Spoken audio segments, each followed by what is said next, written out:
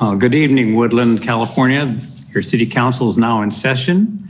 Happy New Year to everybody. We hope 2021 is a very good year for you and all your family, your businesses, and just the whole community. Our city council will now begin its session. We are operating under the governor's executive order, which means we're doing this meeting electronically rather than customarily in person. The comments of everybody in the community are welcome at any time. If you want to know how to reach us and participate in the meeting, please take a look at our agenda, which you'll find it online at cityofwoodland.org. Thank you. With that, we'll move on to the roll call, and our clerk, Ana Gonzalez, will call the roll. Ana? Thank you. Councilmember Fernandez?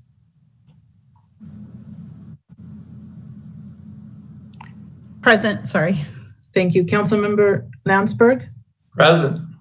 Mayor Stallard? Present. Mayor Pro Tem Vega? Present. Thank you. All council members are present via a roll call vote. Thank you. That'll allow us to move along to our Pledge of Allegiance, and I've asked our colleague, Councilwoman Vicky Fernandez, to lead us in the pledge. Vicky? Ready, salute. I pledge allegiance to the flag of the United States of America and to the republic for which it stands, one nation under God, indivisible, liberty and liberty. For all. Thank you, Vicky. Hard for us to do that all together and with our voices breaking up. It's important to remember our gratitude for our country. All right, that brings us to communications and public comment. Madam Clerk, is there any member of the public that wishes to address the council on a subject not otherwise on our agenda tonight? No, I see something for waste management. And there's a voicemail. I don't know what it pertains to. Jay, have you heard that one? It is also waste management related. Thank you. All right, well, we'll hold those two comments then till we reach that item on our agenda. All right, we're now to item E, communications, council staff statements. And this is our opportunity for members of the council to share things they're doing with the rest of us. And I'm going to start with Councilwoman Myra Vega. Myra? Thank you, Mayor Stallard. So first I want to start off with thanking all of the healthcare professionals that work in our community.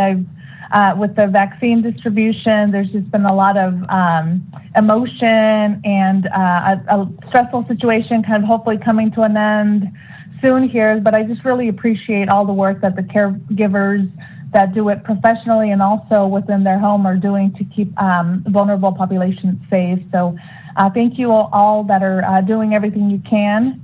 And I also wanted to share that I had the opportunity right before Christmas to join the Woodland Community Harvest Group out in an orchard to pick some mandarins and some persimmons. We picked probably about 1,500 pounds that were taken over to the Yellow Food Bank. So I've gotten the pleasure to work with this group before, and I'm just really impressed and really pleased about all the work and energy that goes into bringing our community members together to help support the Yellow Food Bank and provide food for those that are in need. I also wanted to give a shout out to Steve Coyle. Thank you so much for giving Council Member Fernandez and I a tour of the shelter. Just kudos for all the great work. We were there right before it was move-in ready. I'm really looking forward to getting out there and planting some trees. I got out there, it's not landscaped enough, and there's not a canopy up there yet. So I already committed to going out there and planting some trees. I'm looking forward to that.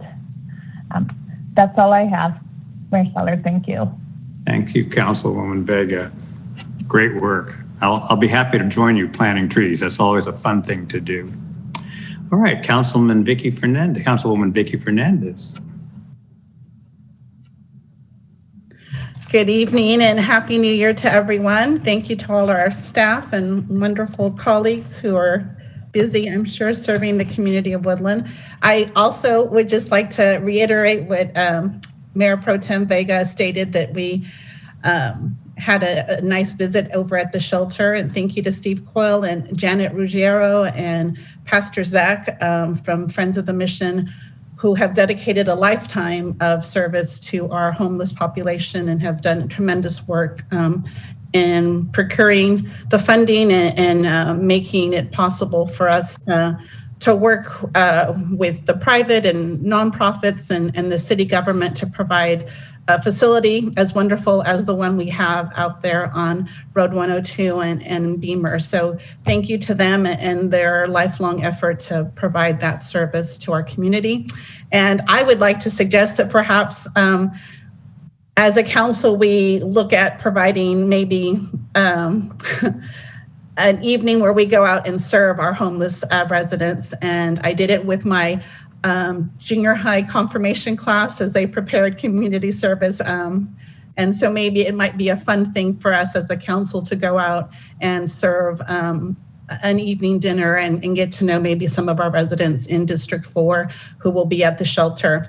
Also, congratulations. I was able to watch via Zoom yesterday the swearing in ceremony of our former council member and colleague, who is now Supervisor Angel Barajas, who is now on the Yolo County Board of Supervisor, and congratulate him and Supervisor Jim Provenza and Oscar Villegas, who were sworn in yesterday. So thank you to them and to their families and their supporters, who I think were very excited about yesterday's swearing ceremony. And thank you to our assessor and clerk, Jesse Salinas, who was able to coordinate everything for our Zoom swearing ceremony. And then just a congratulations to a lifelong Woodland resident and friend, Jesse Ortiz, who is now a member of Congressman Garamendi's staff. And hopefully we'll be able to collaborate and work together and continue to serve the residents of Woodland and Yolo County. So congratulations to Jesse Ortiz. And I'm looking forward to January 7th. We're meeting with the Chamber of Commerce and addressing some of the needs of our local business owners who have restaurants here in town, and hope that we can maybe address some of their concerns and see how the city can to support them during this difficult time. So thank you again. Thank you, Councilwoman Fernandez. Councilman Rich Landsberg. Thank you, Mr. Mayor. I don't have a lot tonight. I also virtually attended the swearing in of our former colleague, Angel Barajas, as well as the other two Board of Supervisors. I congratulate them as well. I did attend the Yolo County Housing Authority Board meeting on December 16th. And what's important to us as the city is that we did discuss plans for providing extra security patrols in the Donnelly Circle and Yolano Drive complexes in response to the residents' concerns of increased activity in their area. We're also working with our police department to install additional security measures in the area, which I won't divulge at this time, but we are working with between the two agencies to get something done there. And lastly, we did plan as the Housing Authority Board to have a community cleanup project there at the project, but we were thwarted by COVID, so we hope to get that going real soon. But as a city, we should look forward to working closely with the Housing Authority to improve the living situation there at the complex. That's a pretty wide complex, and we just want to make sure that they stay safe. Just today, I attended a special meeting of the Woodland Davis Water Agency with our mayor, where we approved the purchase plan for obtaining additional water supplies just in case we don't have sufficient rain this season. So I hope you join me and others for praying for lots of rain up north, which is where our water comes from. I'm also thankful for the staff at the water agency, which includes members of our own city staff, who have the skill set to plan for worst case scenarios to make sure that our city, as well as our partner agencies, have an adequate water supply. So I thank our staff for doing that. And that's all I have, Mr. Mayor, tonight. Thank you. Thank you, Councilman Landsberg. For myself, 3 items tonight. First, I'd like to offer congratulations to Sylvina Frausto, who is completing almost 30 years of service to Holy Rosary Church. She continues to serve our community in many ways, including as a member of Chief CAF's advisory board, which we'll be talking about a little later. Second item, District 3 council member selection process is proceeding. Thursday at 5 is the deadline for submission. However, the application takes some time to complete, so if you're interested, please don't wait till the last minute. You'll need to pick up that application and make sure you can thoroughly respond to it. Also, I'm very happy that the League of Women Voters has volunteered to do a forum for those seeking appointment to our council. It will be held Thursday, January 14th at 7 p.m., of course, via Zoom. If all goes well, the council will be able to consider appointment at the January 19 meeting, or if necessary, the following Tuesday. Third is my little commentary for tonight. Holding the community together depends on all of us. As wonderful as Woodland is, the impacts of the pandemic are taking a toll on all of us, but some much more than others. I respectfully ask each member of the community to be alert for ways they can be of assistance to others in this difficult time. Make it a goal each day to reach out to at least one other person and to do what you can to meet the needs of others. Sometimes all it takes is a smile or a wave. Let's not just beat COVID, but overcome the challenges that have come with it. Thank you. And now, Mr. City Manager. Yes, thank you, Mayor, members of the council. First, happy 2021. Feels really good to have 2020 behind us at this point, and much optimism and expectation, I think, across the board for this coming year. Fairly quiet closeout to last year, which was good, and we're off to a very busy start this year with a lot of activity in each department. But one of the more notable updates I just wanted to offer to the council was big milestone yesterday. So the residents at Fourth and Hope began the transition to the new shelter. So congratulations to all partners in this project to achieve this milestone, and hopefully throughout the balance of the week, the completion of the relocation of the Fourth and Hope operation in downtown will be transitioned to the new shelter. And now we're turning our focus and attention to the second phase of that project, which will be the infrastructure for the No Place Like Home housing units, as well as Walter's House. So more work to be done there, but wanted to take a moment to celebrate that significant milestone this week. Quick look at long range. Council's next meeting will be the 19th of January. That regular meeting currently has a few items of note. Mayor Pro Tem rotation discussion will be brought back to the council, which is a continuation from the December 15th discussion you started. We will also have a presentation on SB 1383, which is the short-lived climate pollutant reduction act from the state of California that has implications on our community and communities across California as to how to manage better and address these pollutants that end up in our waste streams. So we'll provide a presentation to the council that evening. No action will be required, but there's a lot of information there that we will need to begin to digest and unpack as we implement that new bill. And then we also currently have the waste management residential smart truck discussion, which again is a continuation of an item that the council had anticipated in November, but we're bringing that back before you with a presentation from Waste Management on what that program is about and how they intend to roll it out. So look forward to that. There is also a possibility, depending on how the appointment process with our subcommittee progresses, for the vacancy to be filled for District 3 at that 19th meeting. If not, we do have on the long range a special meeting for the January 26th meeting. So that concludes my remarks. Mr. Mayor, I'll turn it back to you. Thank you, Mr. City Manager.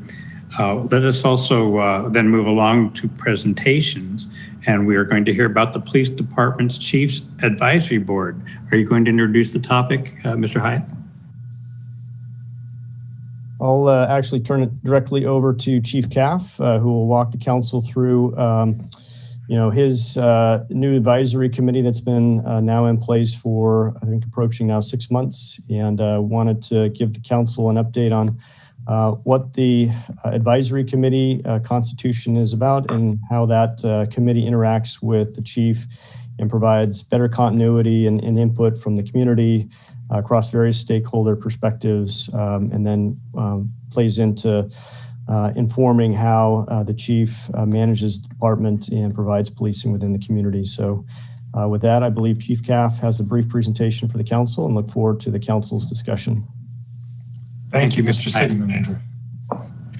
Well, good evening, Mr. Mayor, members of the council, and everybody watching online or by TV. I'm Police Chief Derek Caff, and tonight I'm going to provide an overview of our newest community outreach program, the Chief's Advisory Board. So if you give me just 1 sec, I'm going to share my screen. Okay.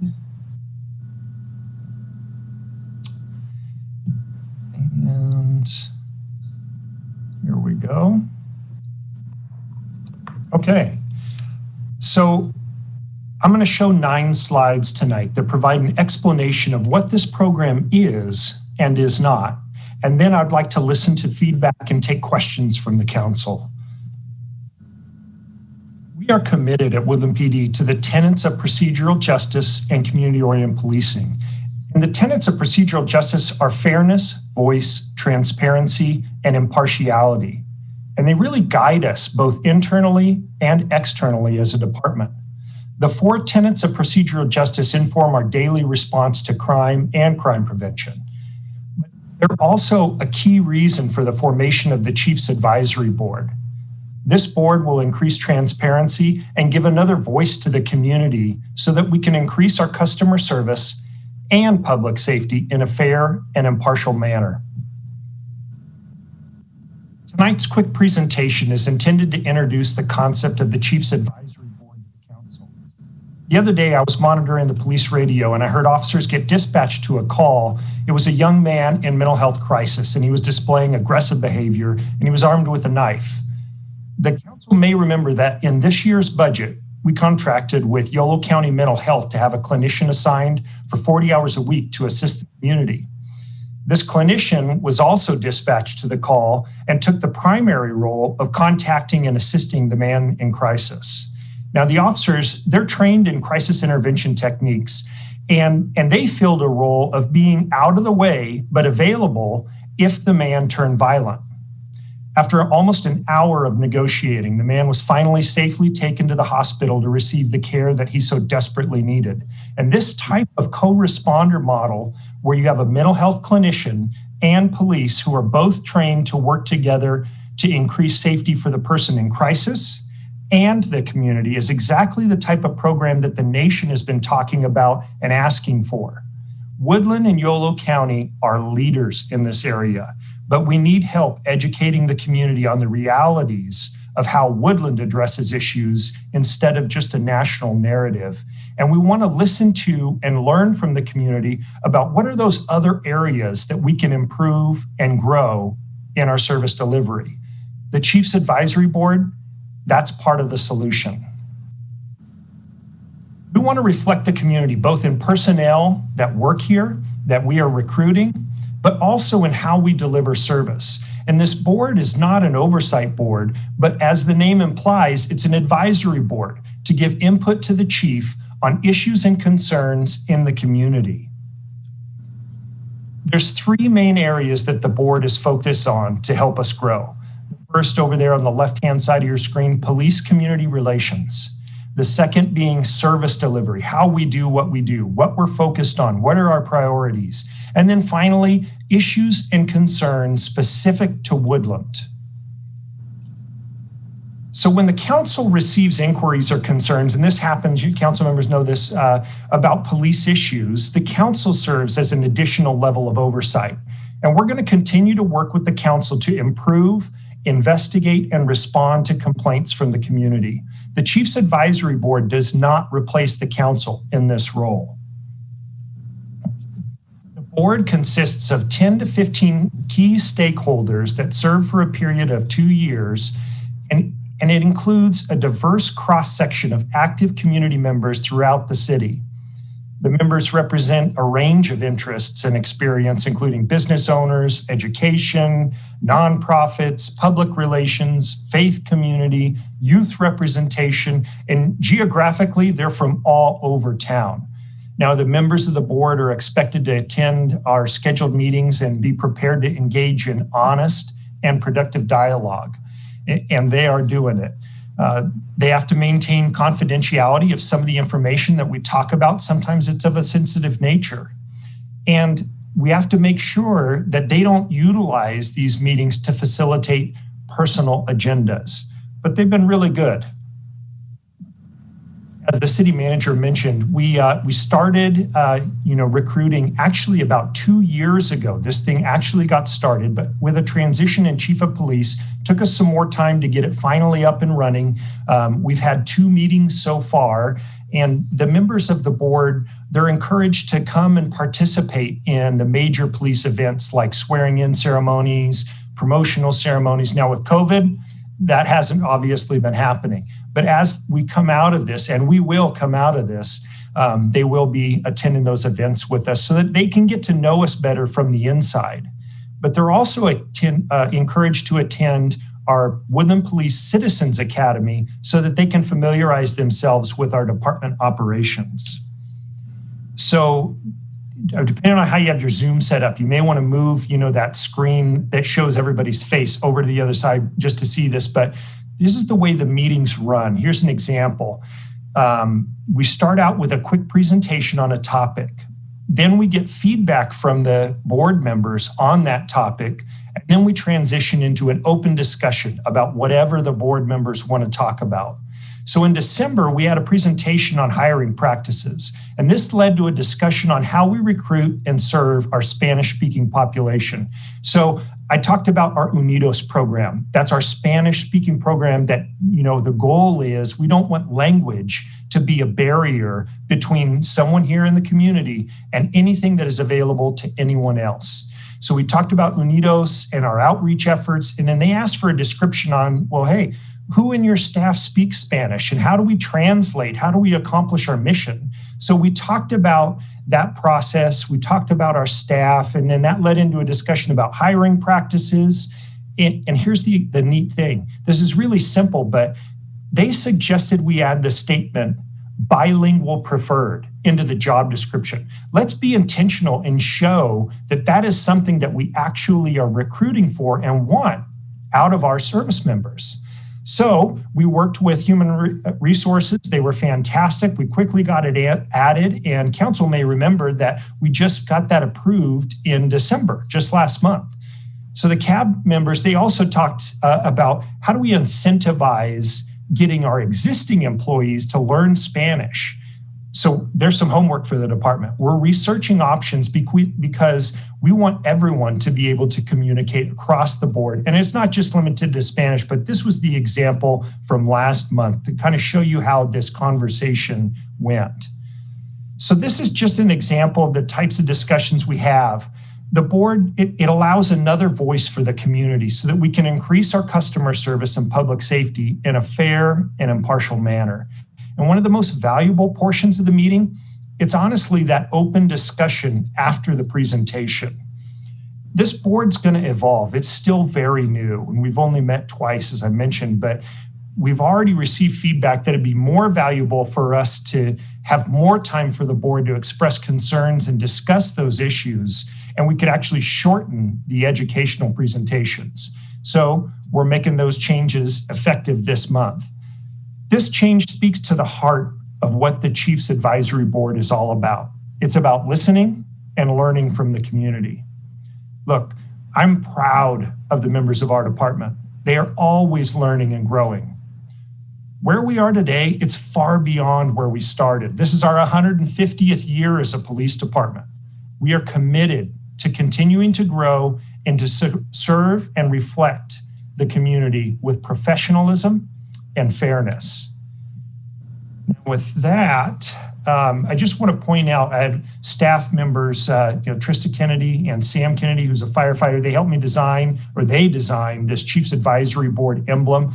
but take note down there at the bottom, committed to serve community. That's what this board is doing. This is a group of community members committed to serve the community. So with that, does anybody have any questions about our program? Thank you, Chief. That was really inspirational. We certainly appreciate those citizens who have stepped forward to interact with you and to give the feedback that we really need. Now, colleagues, anyone wish to address questions to the Chief?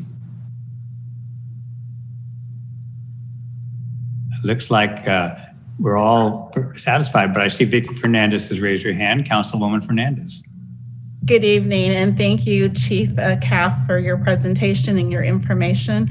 I'm happy to hear the steps that are being taken to provide a service to our community.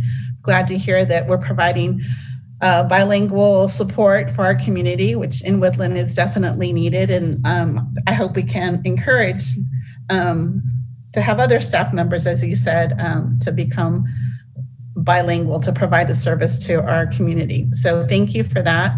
And I'm excited about the mental health clinician. I didn't realize that we were providing that service. So a lot of great things that are happening. My question would be, I realize that you're not an oversight committee. It's kind of a chief appointed committee and kind of to give you feedback. And my question would be then to our city staff maybe, or maybe you could advise us, but what would be the approach or your view on having an actual oversight committee for the police department that isn't necessarily run by those selected by you and run by you, so that there is actual input from community members that may have other concerns that they may not feel comfortable addressing specifically to you. So would that be something that the council should look at? Is that something that comes from the city? With your experience with other departments, I'm sure that, you know, that there are plenty of oversight committees that are in existence. So just kind of your recommendation or your input on that. Sure. And you're doing a great job. So I just want to know kind of just informational Absolutely. Yeah. So historically here in Woodland, the council has always filled this oversight role. We work within, you know, the existing state laws on what we are allowed to release. But as council members, you know, you guys get complaints about police interactions, police service, and when those complaints come to the council, or when we have significant events, be that an officer-involved violent event, something like that, the police department then educates the public safety subcommittee, or if it's a specific council member that had taken in that complaint, and then we do the investigation and then report back so that the council member is involved in responding back to that complainant about what has happened. There's a lot of different models about oversight in law enforcement. And, you know, the key pieces being the people that serve in that capacity need to have a level of understanding of the realities of the law and of what it takes to do the job. It can absolutely be accomplished in a variety of models. And we are open to having those discussions. That oversight isn't a scary topic to us, but I think that that'll be something for, you know, the mayor, for the council to discuss on what is a direction. If you want something different, we would absolutely, you know, have discussions, and we'll get the employee groups involved so that they understand the support that the council continues to express, and anything additional that you were looking for. Well, let's see. You're already open. Yeah, okay, sorry. Thank you so much. And it's not to say it's in place of, and I totally understand what you're doing and I appreciate what you're doing. It's just another avenue for the community members to have maybe access that they may not have under the advisory board. And that's just my concern, is there's just, it's not just to replace it, but to say we can work in conjunction with and provide another resource for our community members. So thank you for your information, and I appreciate that. And thank you for all that you do. Absolutely. Thank you, Councilwoman Fernandez. Any other member of the council wish to address the chief on this issue? Mayor, I have a couple of questions for Chief Caff. Councilmember Landsberg. Thank you, Mr. Mayor. Chief, thank you for the presentation. It's well thought out, and a big thanks to the Kennedys for the design of the logo. That looks good. Let me ask you a question. I know you've only met a couple of times, but have you to date implemented any ideas or suggestions made by the CAB? So one would be, that tweak to our job descriptions. And we're going to be bringing the full job descriptions. We're going to do some work to get a more logical flow of the job descriptions from police officer all the way up through all the ranks through chief of police to make sure that the standards are consistent.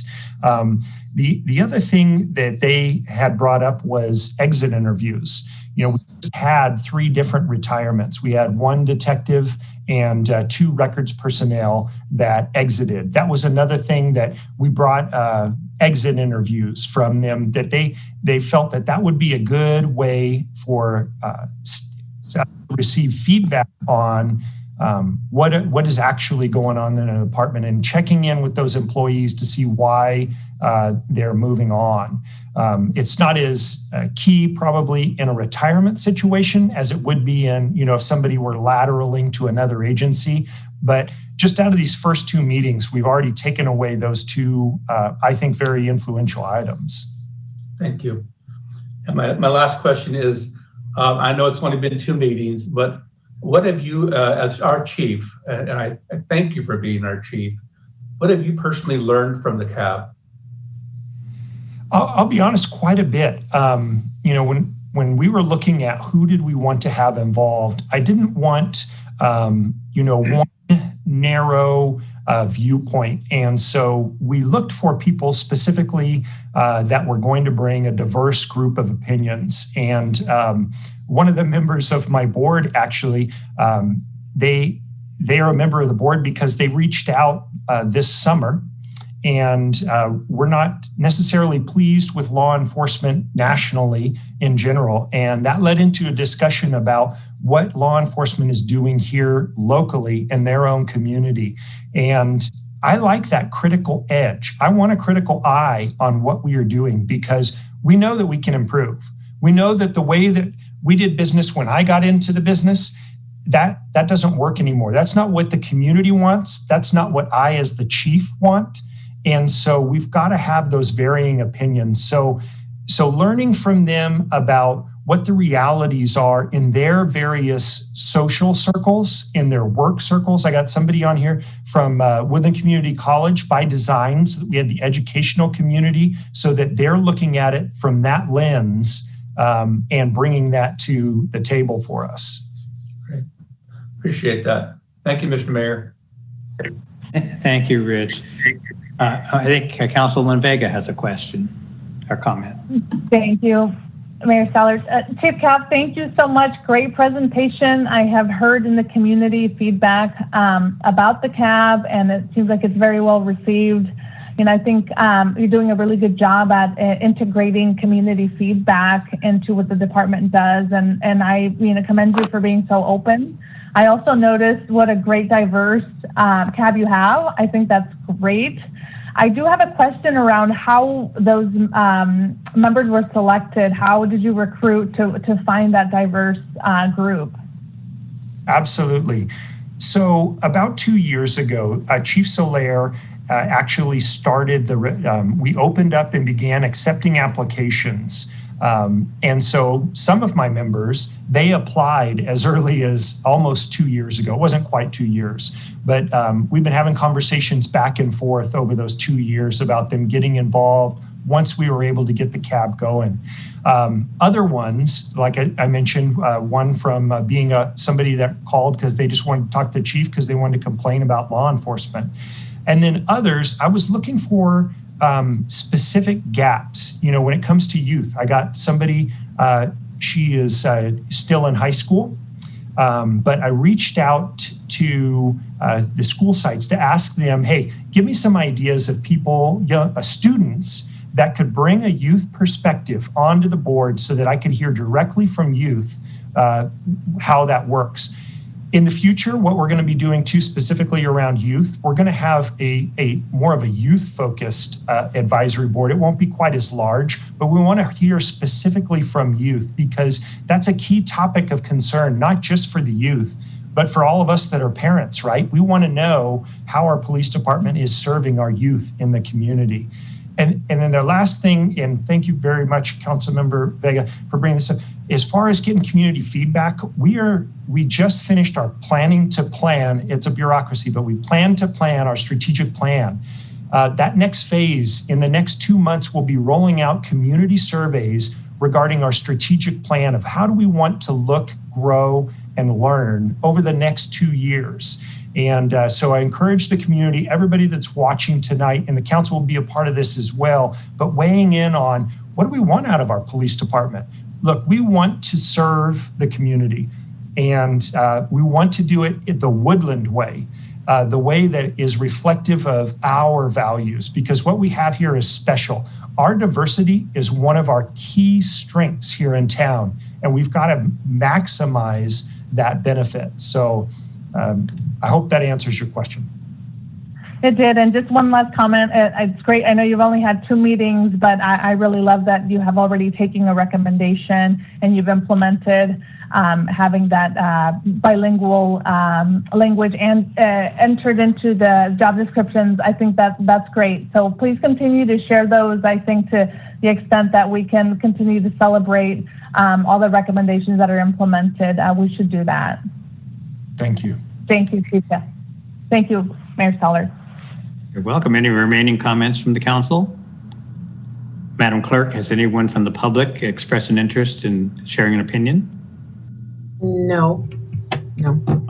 All right. Well, Chief Caff, I think you've impressed us with your work so far. We recognize it's a work in progress, and we look forward to following that progress as you go forward. Thank you for coming this evening and sharing this new program with us. Thank you, Mr. Mayor. That will conclude item F presentations. That brings us to item G, the consent calendar, items 3 through 12. Are there any items on the consent calendar that any member of the council wishes to ask a question about or to remove for independent consideration? Mr. Mayor, I have one. Yes, Mr. Landsberg. Number 7, the communications manager. Do you have a comment or question we can handle within the consent calendar, or do you wish to take it up outside the consent calendar? Well, let me give you my comments, and I probably have I think I have questions for the city manager. Please proceed. Or staff that have presented this item, and it's this. I have already requested additional information from our city manager because I was actually hoping that the city would be recruiting an assistant city manager position to provide needed support for our overworked city manager. Additionally, if this item goes forward, I believe that the communications manager should be a member of, or should be reflective of our community. As such, I truly believe that this individual needs to have the skill and the ability to speak Spanish, since 48% of our population is Spanish speaking. And by the way, that 48% is an old figure based on US Census that is our own website. I expect that number to go up with the 2020 census. I'm just advocating that when we recruit for this position, if we end up making that recommendation, that we make a concerted effort to find the best qualified candidate who can speak Spanish. There's nothing wrong with placing wording in our recruitment efforts that speaking Spanish is a very highly desirable skill. With that being said, and if the position is one that could lead to advancement in our management team with the city, then I think our recruitment efforts should reflect that as well. And the reason for that is I really want to see at some point, relatively soon, that we do have an assistant city manager position filled to help our city manager. the assistant city manager position is in our budget. And I understand we do have budget concerns presently based on COVID, but I think if we move this position into that kind of arena in the future, I'd be fine with it. Otherwise, I'm going to want to see more work on this particular position. So I would invite comment from our city manager. Mr. Hyatt? Yes, thank you, Councilmember Landsberg.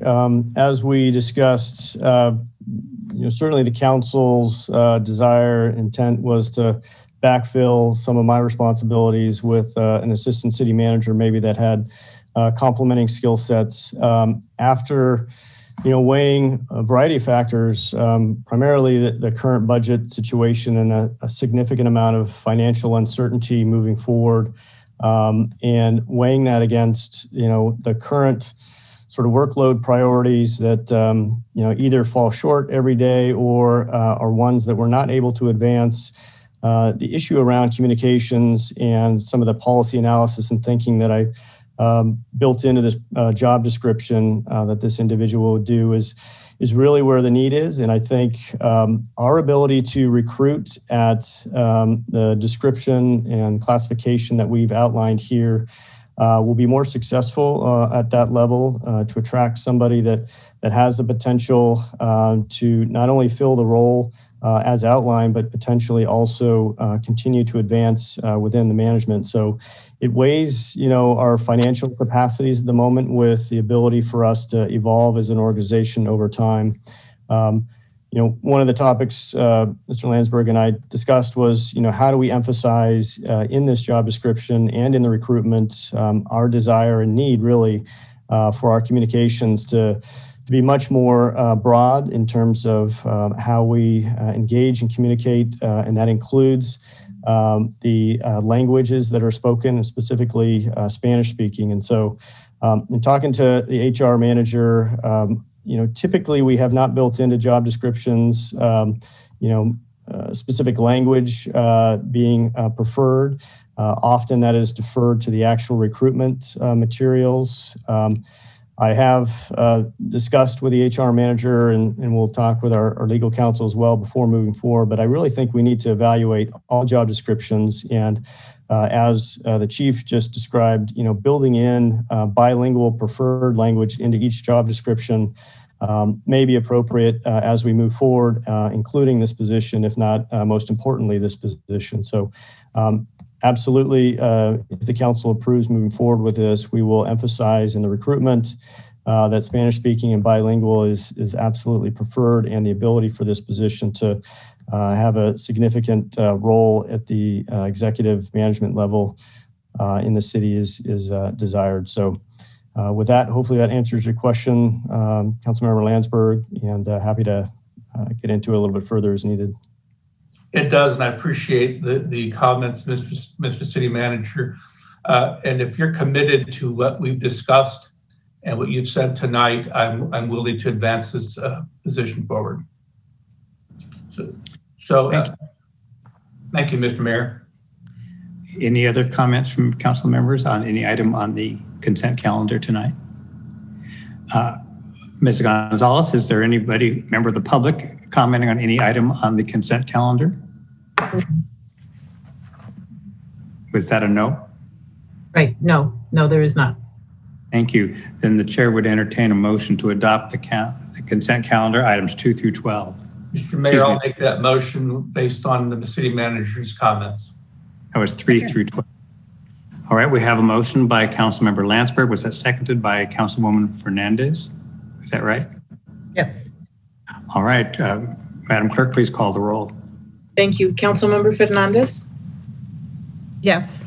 Councilmember Landsberg? Aye. Mayor Stallard? Aye. Mayor Pro Tem Vega? Aye. Thank you. The consent calendar items 3 through 12 carry on a 4-0 roll call vote. Thank you, colleagues. That moves us along to item H, reports of the city manager. And this is item 13, update on COVID-19 response and preparedness. City Manager Hyatt. Yes, thank you. I'll do a quick introduction, and then we're honored to have with us at the meeting this evening, Yolo County Health Officer, Dr. Amy Sisson. As part of Council's request to provide not just the Council, but the entire community an ongoing opportunity to hear updates on the COVID pandemic and all topics related to that, including the health impacts that we're experiencing within Woodland as well as Yolo County, and how that fits in the context of what's happening statewide, nationwide, but also impacts to the business community, as well as what is the latest topic of interest, which is the vaccine and the rollout of that vaccine and when it will be available to individuals within our community. And so reached out to Dr. Sisson and asked that she attend our meeting this evening and provide the Council an update on what she is seeing and hearing both within Woodland here, of course, Yolo County as a whole, and the state, and how that will affect how we respond as a community and how we can better respond to do our part to control the spread of the virus, but also what we can expect over the coming months with respect to relief through the vaccine and other measures. So with that, Dr. Sisson, I believe you're able to speak here, and it looks like you have a few slides for us as well. Yeah, good evening, everybody. I shared my slides with Anna, so I think she's going to advance for me because I wasn't sure if I'd be able to screen share. Thank you for the opportunity to present this evening and give an update on the coronavirus situation in the county. And thanks for the invitation. It's nice to meet all of you on the Council. I know I'm new to the county, and I look forward to getting to work with all of you more in the future, hopefully sometime soon on the items other than COVID. But let's dive into my presentation. I was asked to give an update on where we're at in terms of cases, and also to speak about our hospitalizations and our hospital's ability to care for COVID positive patients, particularly during a surge. I think that next piece isn't really supposed to be in there, and then to talk about the COVID vaccine rollout. Let me just double check that I sent you the right slides. I think so. Okay, you already got the next slide. Thank you. So starting with where we're at with our cases in Yolo County, and I'll start by saying that the data on cases right now are a little bit challenging to work with. COVID data always lags, excuse me, behind reality because of delays in reporting, but also because there is also a delay between exposure and development of symptoms. So in a way, we're always behind when it comes to COVID. But particularly now with the recent holidays, both Christmas and New Year's, many testing sites were closed. So we have a lot of anomalies that aren't necessarily, you'll if you look closely at this graph, you can see on December 25th, there's a dip with very few cases. Well, that's not because nobody was getting infected. It's because nobody was getting tested on Christmas because the testing sites were closed. So you kind of have to look at these in terms of the big picture and what is the pattern that you see here. So as we look at cases in what this graph really shows is our third and very much largest wave of COVID-19 cases in Yolo County, you can see that the cases that are being added every day remain high. It looks like they may be leveling off. They certainly aren't increasing at the rate that we saw in earlier in December after the Thanksgiving holiday, but they aren't necessarily dropping quickly either. And we will just have to wait to see over the coming days once we get through some of the reporting delays that we've experienced because of the holidays, what truly is happening. So some patience is needed here. I will also point out that we just had Christmas and New Year's, and many people did gather against both state and local requirements on those holidays. And I anticipate that we will see an increase in cases coming in the next several weeks due to gatherings and transmission by people who are asymptomatically infected. Next slide. So this slide shows how we're doing this week compared to last week and how we're doing compared to other counties in the state.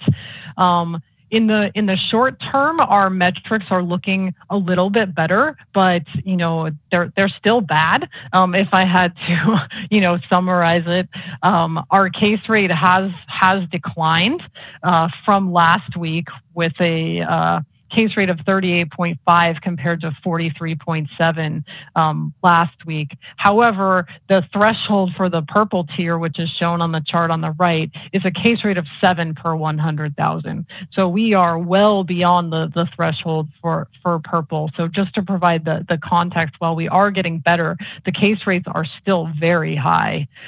Similarly, the testing positivity is improving, but remains quite high. At this point, the testing positivity in Yolo County, so this is the percentage of people who are getting tested who test positive, is right around 10%, down from 13% last week. But this means that 1 in 10 people getting tested in Yolo County are testing positive.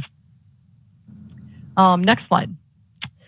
So moving to our hospitalizations, what do these cases mean in terms of hospitalizations? The good news is that not everybody with COVID ends up in the hospital. It tends to be that those who had underlying conditions and those who are older are the ones who end up having more severe disease and need hospitalization. That's not always the case, but that's kind of the general rule. Also, timing of hospitalizations. I talked about lags in reporting. Another lag that we see is between cases peaking and hospitalizations peaking. Statewide, the pattern has been when cases peak, 12 days later, hospitalizations peak because it does take time for people to develop severe enough symptoms that they end up needing hospitalization. And then of the people who end up in the hospital, approximately 12% of those end up needing ICU care. So the state likes to talk about a rule of 12s. So looking at our Yolo County data, this is aggregated data for our 2 hospitals, Sutter Davis Hospital and Woodland Memorial Hospital. I apologize for the colors. So we've been working with our dashboard vendor to shift the data source on our hospitalization data. So those of you who track the dashboard, I apologize that data has not been available for the last several days. I think we're going to have it fixed tomorrow. This is a sample screenshot that I've cut and pasted. So it's a little bit harsh on the eyes, but you can see on the left is our ICU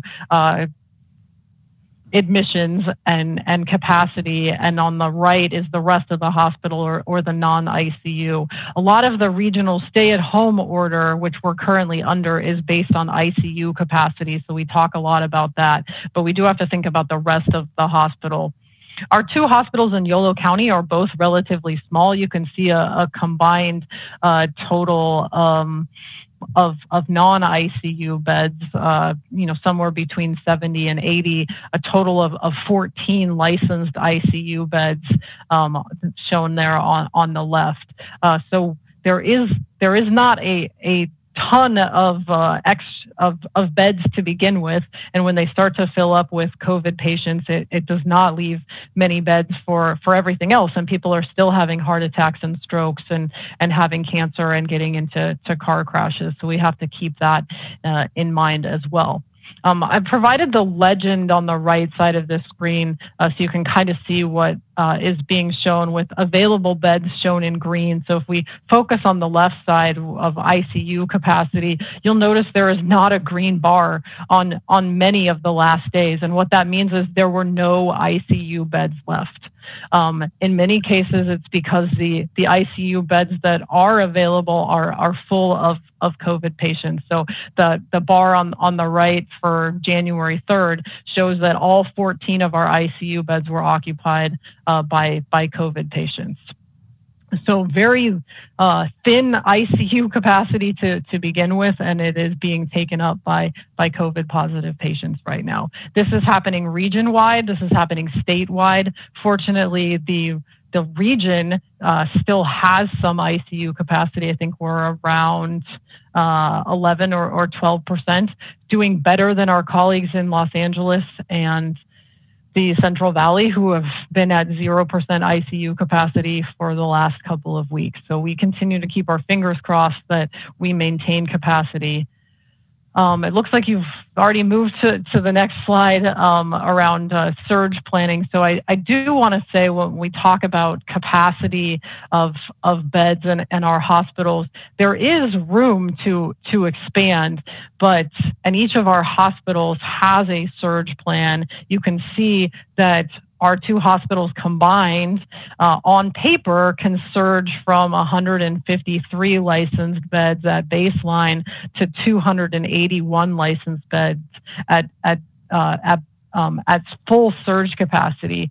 But that asterisk that is there on the slide assumes personnel are available to staff beds. That's a really big assumption right now. In general, when a county would be in an emergency, not every other county around them would be in the same emergency, and we would be able to call on staff and resources from other counties and from the state. Right now, every county in California is surging and is experiencing, almost every county is experiencing hospital capacity issues. There is not a pool of extra staff out there for us to call upon to staff additional beds. So what we have on paper may not be what can actually be executed in reality. So that's important to keep in mind. Our hospitals evaluate their bed situation every day and make shifts as needed. One of our hospitals has a dedicated COVID unit, and they're able to shift beds between ICU and non-ICU as necessary. They can also open up other parts of the hospital to become COVID units as necessary, but it does take staff away from other resources or other patients and care. The last thing I'll say on surge is that our hospitals, again, are evaluating on a daily basis. When necessary, they have canceled elective surgeries to make room for additional patients, especially additional COVID patients. Next slide. So I want to focus here on what I think is the based on the phone calls and emails that come into my office, what I believe to be the area of highest interest right now from the public is the COVID-19 vaccine. We have begun vaccination in Yolo County. Just to provide some context for a lot of the numbers and letters that I'm going to throw out, and it kind of becomes that alphabet soup. I want to provide this framework and conceptual approach to a 3-phase approach to vaccine, and this is being followed across the United States. We are in phase 1 right now, which is shown on the left side of this slide. In phase 1, we have limited doses of vaccine, and prioritization of the precious resource of vaccine is important. When the production and distribution of vaccine increases, we move into phase 2, which is when there's enough vaccine to meet the demand. Basically, supply equals demand, and the general population can receive a vaccine. And then you move into phase 3, where you have plenty of vaccine. Almost everyone has already gotten it, and you're actually starting to deactivate the mass vaccination clinics and return to a more normal routine vaccination strategy. So we are in phase 1 with limited doses right now. Many of these phases have sub-phases, which are called tiers, which are also numbered. So I'll talk about let me go back to phase 1 has 3 sub-phases, and then within that there are tiers. So there's multiple layers of prioritization happening while vaccine is scarce. So let's move to the next slide so I can show that a little bit better. So as I said, within phase 1, when vaccine is limited, we have 3 lettered sub-phases, 1A, 1B, and 1C. We're currently vaccinating in phase 1A, which is aimed at our healthcare workers who are in the line of fire, so to speak, when they're taking care of COVID patients, and we have to maintain that capacity.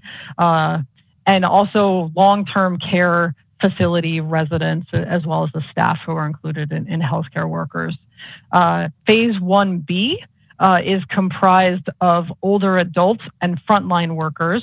And then we have phase 1C, which is higher risk individuals and the remaining essential workers who were not captured in phase 1B.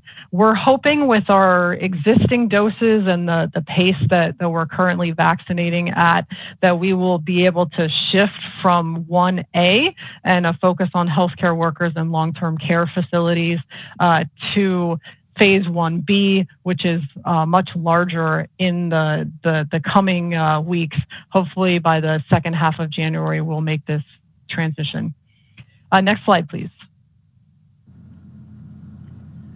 I don't want to dwell too much on this. This is further sub-prioritization within phase 1A, just to give you a better sense of exactly where we are right now in phase 1A. We are making a transition between tier 1 and tier 2. We have vaccinated in acute care, our 2 acute care hospitals. We've gotten most of the long-term care facility staff in skilled nursing facilities, assisted living facilities. We've gotten their residents as well. We have a few smaller residential care facilities for the elderly, 6-bed facilities that we're vaccinating in this week. We're getting our emergency medical services personnel, paramedics and EMTs and dialysis centers. So we'll be switching into tier 2, and tier 2 and tier 3 are, we've been given permission by the state to combine those. That will allow us to reach those groups faster instead of having to go in the specific order that they're listed on this slide. So hopefully we'll see the pace of vaccinations increasing a bit. Next slide. So just to provide a little bit more context on the vaccination efforts, we're currently working with 2 vaccines that were authorized by the U.S. Food and Drug Administration in December. One is manufactured by Pfizer and the other manufactured by Moderna. They both utilize the same mRNA technology, but they do have different storage requirements. So there's a little bit of nuance, but essentially they work the same way. They can't be interchanged though. Each of the vaccines requires 2 doses, either 3 or 4 weeks apart, depending on the manufacturer. And if you get your first dose of Pfizer, your second dose needs to be of Pfizer. There's no mix and match at this point. The county has received a total of 4,550 first doses to date that have passed through the county's hands. Approximately 2,100 of those have been administered to residents and workers in our county. We have about 2,500 doses left then that we are being encouraged. All jurisdictions are being encouraged to pick up the pace by the state and get our remaining doses out of the freezer and into people's arms in the next 10 days. So we are pushing to get the vaccine and out and to finish phase 1A in the next couple of weeks. So we will be having some larger clinics to make sure we get all of our outpatient healthcare providers vaccinated, and then we can make that big transition into phase 1B. One of the challenges of working on the COVID-19 vaccine rollout is we aren't in control of the doses that we receive. We get a weekly allocation from the state, which is based on the state's allocation from the federal government. There is not consistency from week to week in those allocations. Last week, we received an allocation of 1,000 doses. This week, we received an allocation of 100 doses. So it's hard to know how many doses we're going to get next week, and therefore we don't know how many clinics to schedule. So that is one of the many challenges that we have associated with the rollout. So when you're asking questions about when will we get to phase 1B, when will we get to 1C, we just don't know, because we don't know how many doses we're going to get, and we can't put together a timeline without that information. Trust me, we're going as quickly as we can, and I want that timeline as much as you all do. One thing I will say, if you could go back, sorry. Phase 1A focused on healthcare workers and long-term care facility residents. It's a pretty small number of people compared to what we're going to be doing in phase 1B as we look at all residents over 75 plus many essential workers. So public health is going to start calling on our partners and the healthcare system and volunteers for help with our vaccination campaign, using the wonderful healthcare system that we already have in place in the county, as well as calling on volunteers. So it is a heavy lift, and Yolo County Public Health can't do this alone. So I think the next slide says a little bit more about who's included in phase 1B. So this is where we're going next. Hopefully around the middle of January, we'll begin vaccinating in 1B. 1B has 2 tiers. Starting with tier 1 on the left, it's all adults 75 and up, and then a few groups of the highest risk frontline workers, our teachers and other educational staff, childcare workers, first responders who aren't emergency medical services personnel who didn't get the vaccine in 1A, and then our food and agricultural workers. And then when that group is completed, we'd move to tier 2, which is adults over 65, some other essential worker sectors, incarcerated individuals, as well as the homeless. I was mentioning that this group is a lot bigger than any of our 1A populations. We got through 1A we will get through 1A with about 5,500 doses. The 75 and up group in Yolo County is 12,000 people. About 2,000 of those we estimate will have been vaccinated as part of long-term care facility vaccination efforts, but that leaves 10,000 residents over the age of 75 alone. So these numbers get bigger very, very quickly, hence the need to have the support of partners and volunteer vaccinators. Next slide. This slide just shows the last priority group, which is 1C, before we reach the general population in phase 2. So this is anyone 50 and up who hasn't already been vaccinated, younger people who have underlying medical conditions or disability, and then remaining essential workers.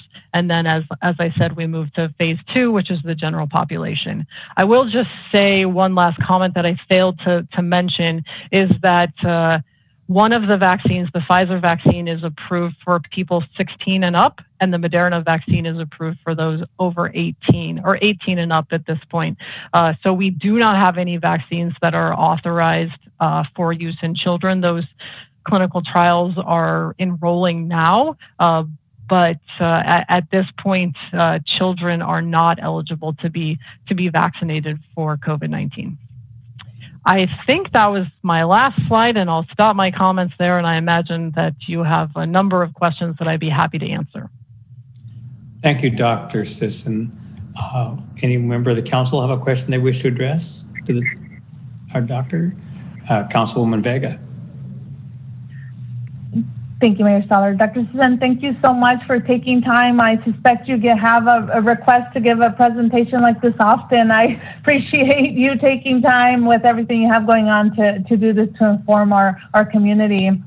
I do have a question that has come up about the capacity to administer the vaccine. So you mentioned you're going to be relying on health system partners and some volunteer vaccinators. Can you talk to me a little bit more about that? How will you train and deploy these volunteer base to do that? Yeah, we have a lot of volunteers that we've already engaged in our annual influenza vaccine campaigns. We did several flu vaccine clinics this year, many of them as a warm-up to knowing that the COVID-19 vaccine was coming. So we tested out drive-through models, for example. So we're hoping that many of those volunteers, people who helped with the flu vaccine rollout this year, will also will re-enlist for the effort to be part of the COVID-19 vaccination campaign. So that group is really already trained as vaccinators, so they just need to be specifically trained in the handling instructions for the COVID-19 vaccine, which are, are nuanced. everyone who works as a volunteer has to undergo training, both online as well as a kind of on the job. I'm missing the right term, but sort of on the spot training. So we're not throwing people in without training, but we do have a fairly well-trained cohort of volunteers that we can draw upon. We'll also hopefully be working with UC Davis medical and nursing students who have helped out in the past with our flu vaccine as well. So we feel pretty confident in our ability to identify volunteers, recruit them, and get them trained to be a competent workforce to administer the vaccine. Great. Thank you. And then just one other question around testing capacities throughout the county. Have we had a consistent ability to test and meet the demand for testing? Can you talk a little bit about that? Happy to. Testing could be a whole nother presentation in itself, but I'll keep this brief. Right now, the capacity for testing in the county exceeds the demand for testing. And in fact, I'm working on a prepared video message to encourage more people to get tested. I think there's been a fair amount of confusion about who should get tested because we've gone through so many yo-yo cycles of we don't have enough testing for everybody, so only get tested if you're really sick, and then no, everyone should get tested. Oh wait, that's too many. Just kidding. We only want these people. So now we're sort of back at the point where we have a lot of testing capacity. Our testing capacity continues to increase. We're adding an Optum-Serve site to West Sacramento and Winters. It'll be splitting its time. In addition to the now permanent site that's in Woodland 5 days a week that can take approximately 150 people a day. There are open appointments every day right now. So one of my messages in the coming days and weeks is to encourage people who don't have symptoms but have been active in the community, either because they're working or because they've been part of a gathering or because they're just out and about doing various other activities of their regular lives, that they would get tested even if they have no symptoms. The only way to know that you do not have COVID-19 is to get a test, because a large number of people are infected, don't have symptoms, and are transmitting disease. So that is going to be an increasing message coming from my office, is to encourage vaccination. We're hoping to do this next message from the health officer in both English and Spanish, kind of coming back to the earlier discussion you were having about the city manager as well as the police chief's council, the importance of being able to communicate in people's primary language. So hopefully that's going to help get this message across as well. So kind of the summary is we have more testing than people are taking advantage of right now, and I'm encouraging more people to get tested, certainly if they have symptoms, but even if they don't have symptoms, if they think that they might be at risk. Thank you, Dr. Sisson. Thank you, Mr. Mayor. Additional questions of Dr. Sisson? Councilwoman Fernandez? Yes, thank you. Thank you so much for your presentation and your information. My question would be regarding people's ability to prevent the spread of the disease.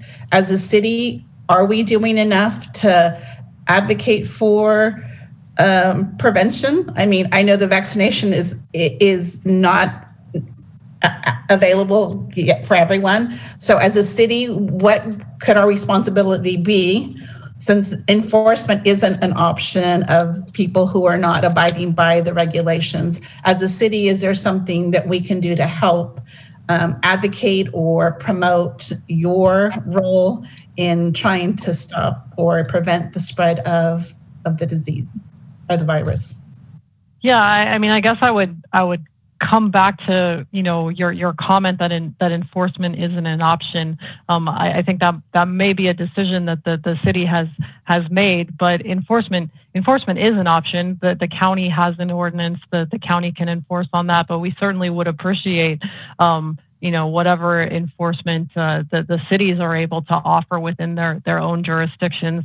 There is a regional stay-at-home order. There is a Yolo County health officer order. Gatherings, businesses, there are a lot of requirements that there is room for enforcement. I'm certainly not advocating that enforcement is the first step. I do think that education is important, and that's always where we want to start. So continuing to encourage people to wear face coverings when they aren't at home and not with just immediate members of their household, to maintain 6 feet of distancing, and to continue to wash their hands, and sort of biggest is not gathering with non-household members. So I think as much as all of you as council members in your messaging to the public, whether that's in social media or other media that you do, or community groups that you're interacting with on Zoom or in person, to continue to reiterate those messages, as well as to continue to be role models. I think it's exhausting to be a role model during COVID, but I think we've seen, unfortunately, a lot of people lose their credibility because they weren't walking. They were talking the talk, but they weren't walking the walk. So I encourage all of you to model the wearing of masks and not gathering with non-household members, maintaining 6 feet of distance, doing as many things virtually as you can. Thank you. Any other questions from members of the council? Mr. Mayor, Rich Landsberg. Councilmember Landsberg. Good evening, Dr. Sissom, and welcome to our community. Thank you for your presentation. You have a difficult job, and so do we. So I'm known to ask tough questions. Are you ready for a tough question? Of course. Thank you. Help me square this proposition or this idea with constituents who contact me just about daily with these kinds of thoughts. How do we square a Costco who can have 1,500 customers a day go through their doors and breathing the same air and allow them to operate when we close down a 3-person dog grooming service who does not touch human beings, and they meet their customers outside to pick up their dogs? How do I square that with my constituents? And I'm not saying you're making the policy, Doctor, but this is tough on us, and it's something that we have to answer every day. I appreciate the question, and agree that it's tough, and I appreciate that you appreciate that a lot of this is not my policy, that this is state policy. These are decisions that are made at the state level. As a local health officer, I can be stricter than the state, but I can never be looser in my regulations than the state. So if the state says that something isn't allowed, I cannot allow it. So that's, in many cases, I'm the messenger. I don't always agree with some of the finer decisions that the state has made, but I think their overall intent is that their heart is in the right place, and their intent is good. I'll just, before I dive into the specific of the kind of the two ends of the spectrum that you pointed out, I'll say in general, where the state has ordered closures as part of its blueprint tier strategy, or as part of the regional stay-at-home order, primarily they are making an attempt to restrict exposures in the highest risk areas. So those are activities that occur that encourage mixing of non-household members, that occur indoors, and where masks can't be worn, or where there would be extensive, and so I should add, or where 6 feet distance cannot be maintained. So to start with the example that you provided of Costco, yes, that is potentially a large number of people. I will say that under the regional stay-at-home order, they are required to limit their capacity to 20%, and they are required to do entrance metering. I don't necessarily think that is always happening. I know they have a large square footage, but they do need to be limiting the number of people to 20% of the building code. The difference, or the reason why Costco is allowed to remain open at 20% is it does not necessarily bring people into close contact with each other. Physical distancing is possible, mask wearing is possible, and in general, it's not a prolonged exposure. Compare that with the other example that you cited, which was dog grooming. That one I think is more challenging. As you pointed out, doing it outdoors would reduce your risk. Certainly you're able to wear a mask. You are coming within 6 feet, but that's a human to dog contact, so that would not be particularly high risk or any risk of transmitting COVID. I think that one, when you break it down with that analysis, is harder to defend the decision by the state to not allow dog grooming. But somewhere in the middle, I think is dining, and that's an area where I think compliance could be better. Originally we went from indoor dining not allowed, outdoor dining was allowed, and now under the regional stay-at-home order, no dining is permitted, in person only delivery and carry out. Even when dining is done outdoors, you have mixing of across households, and you have people who aren't able to wear masks. And so that becomes, even though it is outdoors, it becomes a risky interaction between non-household members that has the potential to transmit COVID. So that's somewhere in the middle between your Costco and your dog groomer, just to provide a framework that the state, I would hope, mostly uses when they're making these decisions. But there are, as I said, there are some individual decisions that they've made that I may not necessarily agree with, but I am the messenger. Thank you, Doctor. I do appreciate your explanations. I have another difficult question. Have you experienced resistance by Yolo County residents to accept vaccination? Yeah, sorry, I'm just taking notes. Yes and no. I would say we anticipated more resistance based on some initial polling, not done in Yolo County, but just kind of across the United States, and some informal polling that was done by some of our healthcare providers of their own providers. And originally, folks were particularly concerned that the federal government may be rushing to a vaccine, and that it would not have undergone thorough review for its safety and effectiveness. I personally will say that I've reviewed the safety and effectiveness data for Pfizer and Moderna, and I feel confident that what we are administering is a safe and effective vaccine. I encourage people to get it. I've received the first dose myself as a healthcare provider. But what we were originally hearing is that, potentially only a third of people would be taking up this vaccine. That was particularly concerning, knowing that to get herd immunity, somewhere between 70 to 90% of the population needs to have either been vaccinated or infected. what we've seen as part of the rollout is, a significant improvement in the uptake and the acceptance of the vaccine. I don't have great data on declinations. One particular setting in which I do have some data is in our skilled nursing facilities, and we've seen very good uptake among the residents, which is not surprising because they're at the highest risk.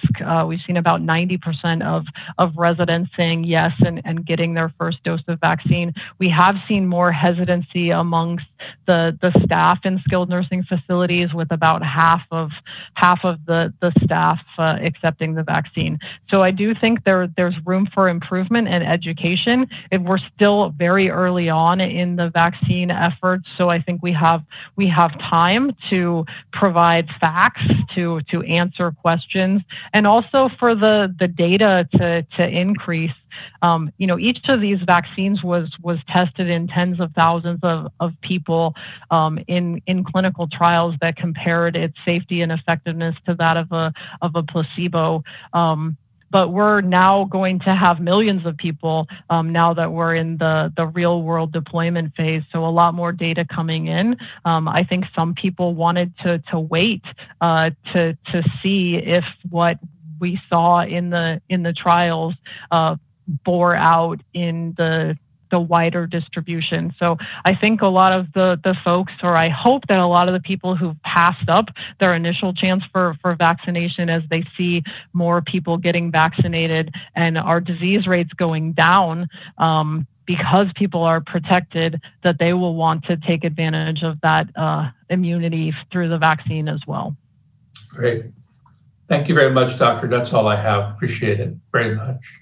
Keep up the good work. Thank you. Well, thank you, council members. For myself, Dr. Sisson, I'm wondering, as a public health doctor, do you concern yourselves with all causes of mortality for people in our county?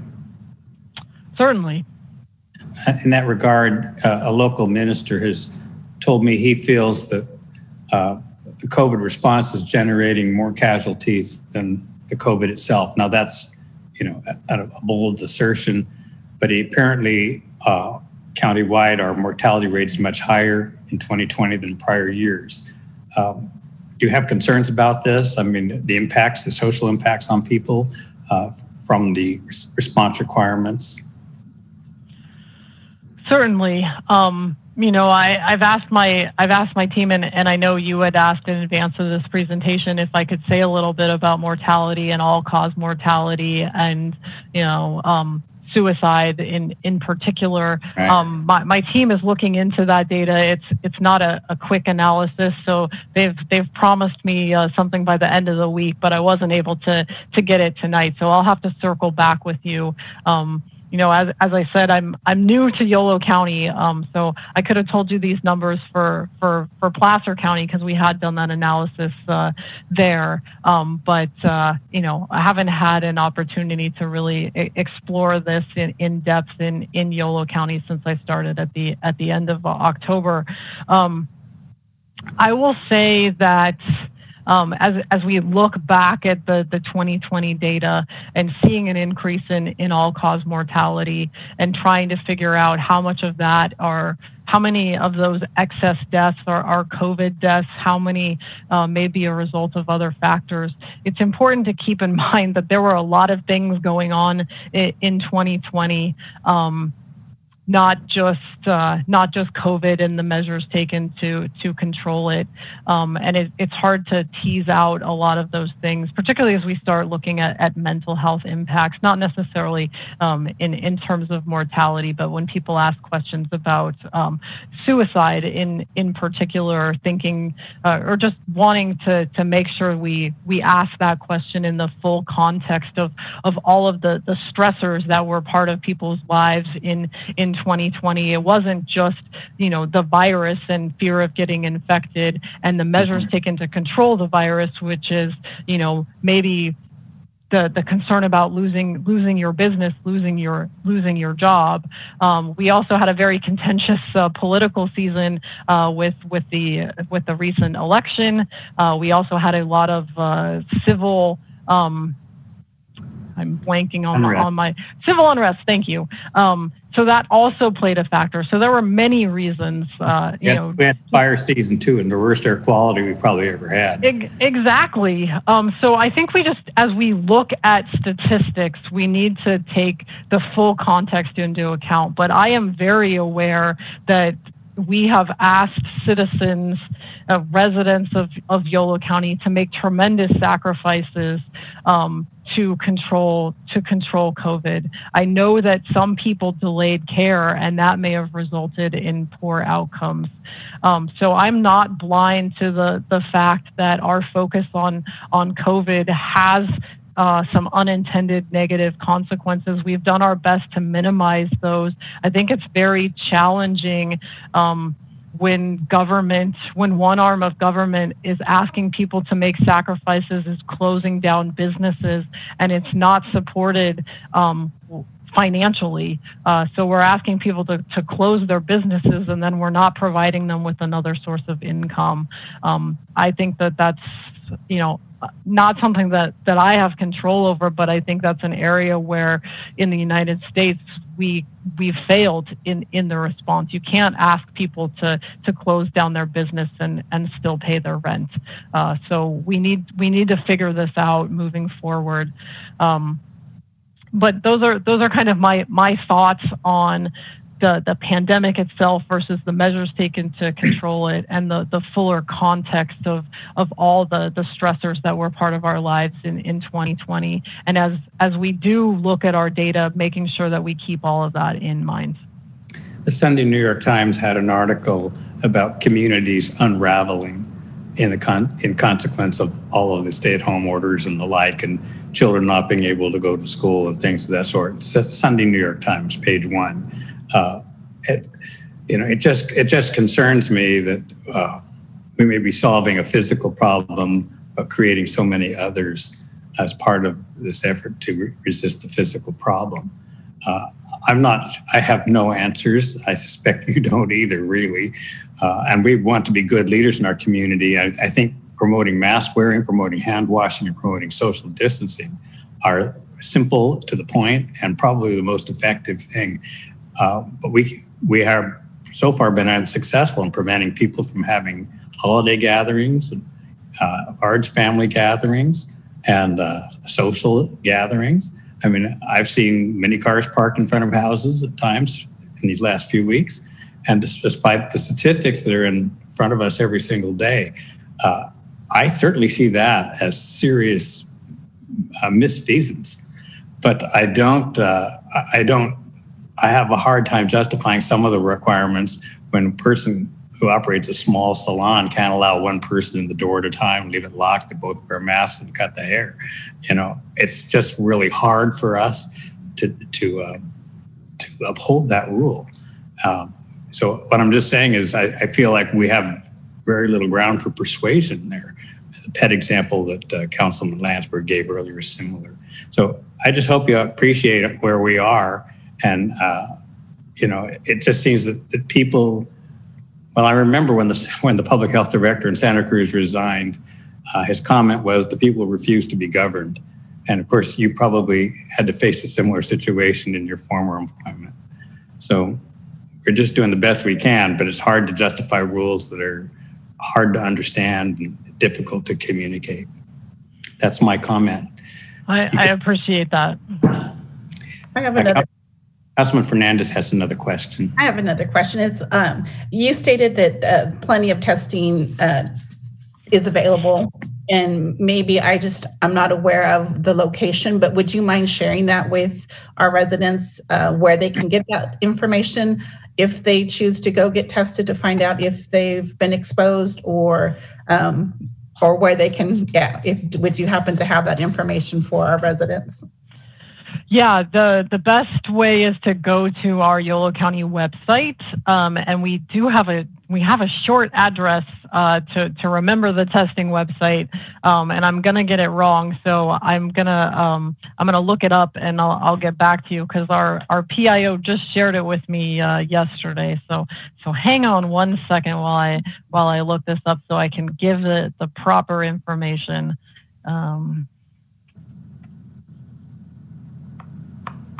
You can always go to our homepage and then click on, I believe it's a link on our homepage, but if you want to go directly to the page, my goodness, this could take a minute. If you saw the state of my email inbox, maybe I'll put it in the chat so that you can share it with your constituents and residents. Thank you. I just thought it might be a nice way to kind of give them that information. The other thing is, what can we do to kind of protect our young residents who are maybe sharing households with parents who share custody when one parent perhaps is abiding by the COVID regulations and another household is not? Is there anything that can be done, again, to help families protect each other or protect the child from the spreading of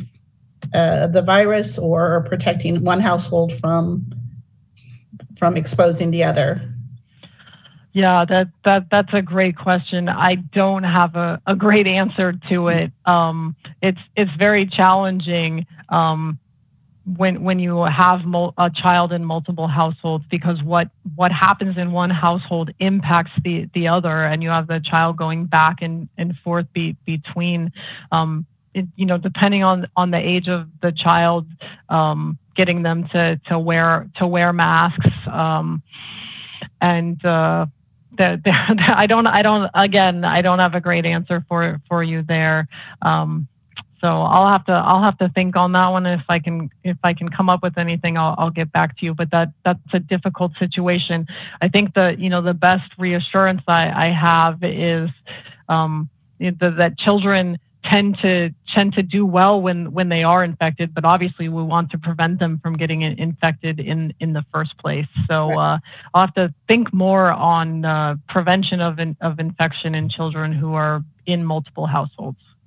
And just maybe the fact that if we all wear masks, even if we're in our home, if we're coming from different households, might also be a method to maybe help alleviate that. Unfortunately, we don't have that protection for our little residents. So just kind of wanting to know if there are measures that can be taken. But I appreciate all your information, and I appreciate what you're doing to try to help prevent the spread and to help our residents be informed as to what they can do to protect themselves. So thank you for your time. All right. Madam Clerk, have any member of the public expressed a desire to be heard on this issue? I do have 3 emails. If you'd like me, I can start reading them. Please do. Okay. If all the big box stores can remain open, then so can the restaurants. Small business is being killed. People cannot pay their rent on their personal bills. Open all the restaurants and save these people's livelihood. Let the people decide. Spencer Shields. I have another one. Yolo County Sheriff will not enforce any communist face covering or stay-at-home orders. Spencer Shields. And this is a comment for Dr. Sisson. It is disheartening to hear that large numbers of frontline workers are refusing the vaccine, up to 50% in Riverside County, according to Kim Saratari and NBC News. Hyperlink NBC News. Many frontline workers refuse COVID-19 vaccines distribution rollout struggles. It is also disheartening to hear that vaccines are not required as a condition of employment by large health system partners, such as the UC Davis Health. I would really prefer to know that all healthcare workers are vaccinated, but if they are refusing the shots, I would hope that Yolo County can consider mass vaccinations to move us to herd immunity, making the vaccines available to everyone. Thank you, and I very much appreciate all your work here in Yolo County. Shelley Newman Duteau, PhD, MPH. Thank you, Madam Clerk, and thank you to those who submitted their input. All right, I think we've concluded the issue for now. Obviously, this is on our agenda regularly, and we'll be revisiting it. Dr. Sisson, thank you so much. We appreciate you have a very, very difficult job and a difficult time. Thank you for spending some of your evening with us. All right. With that, we will move on to item 14, the District Attorney's 5-point plan to reduce homelessness. Mr. Manager. Yeah, thank you, Mr. Mayor. Again, I'll have Chief Caff do a brief presentation. I believe Councilmember Landsberg will also offer some remarks. The COVID pandemic has taken a lot of attention away. I also noticed that District Attorney Reisig is on the meeting tonight as well.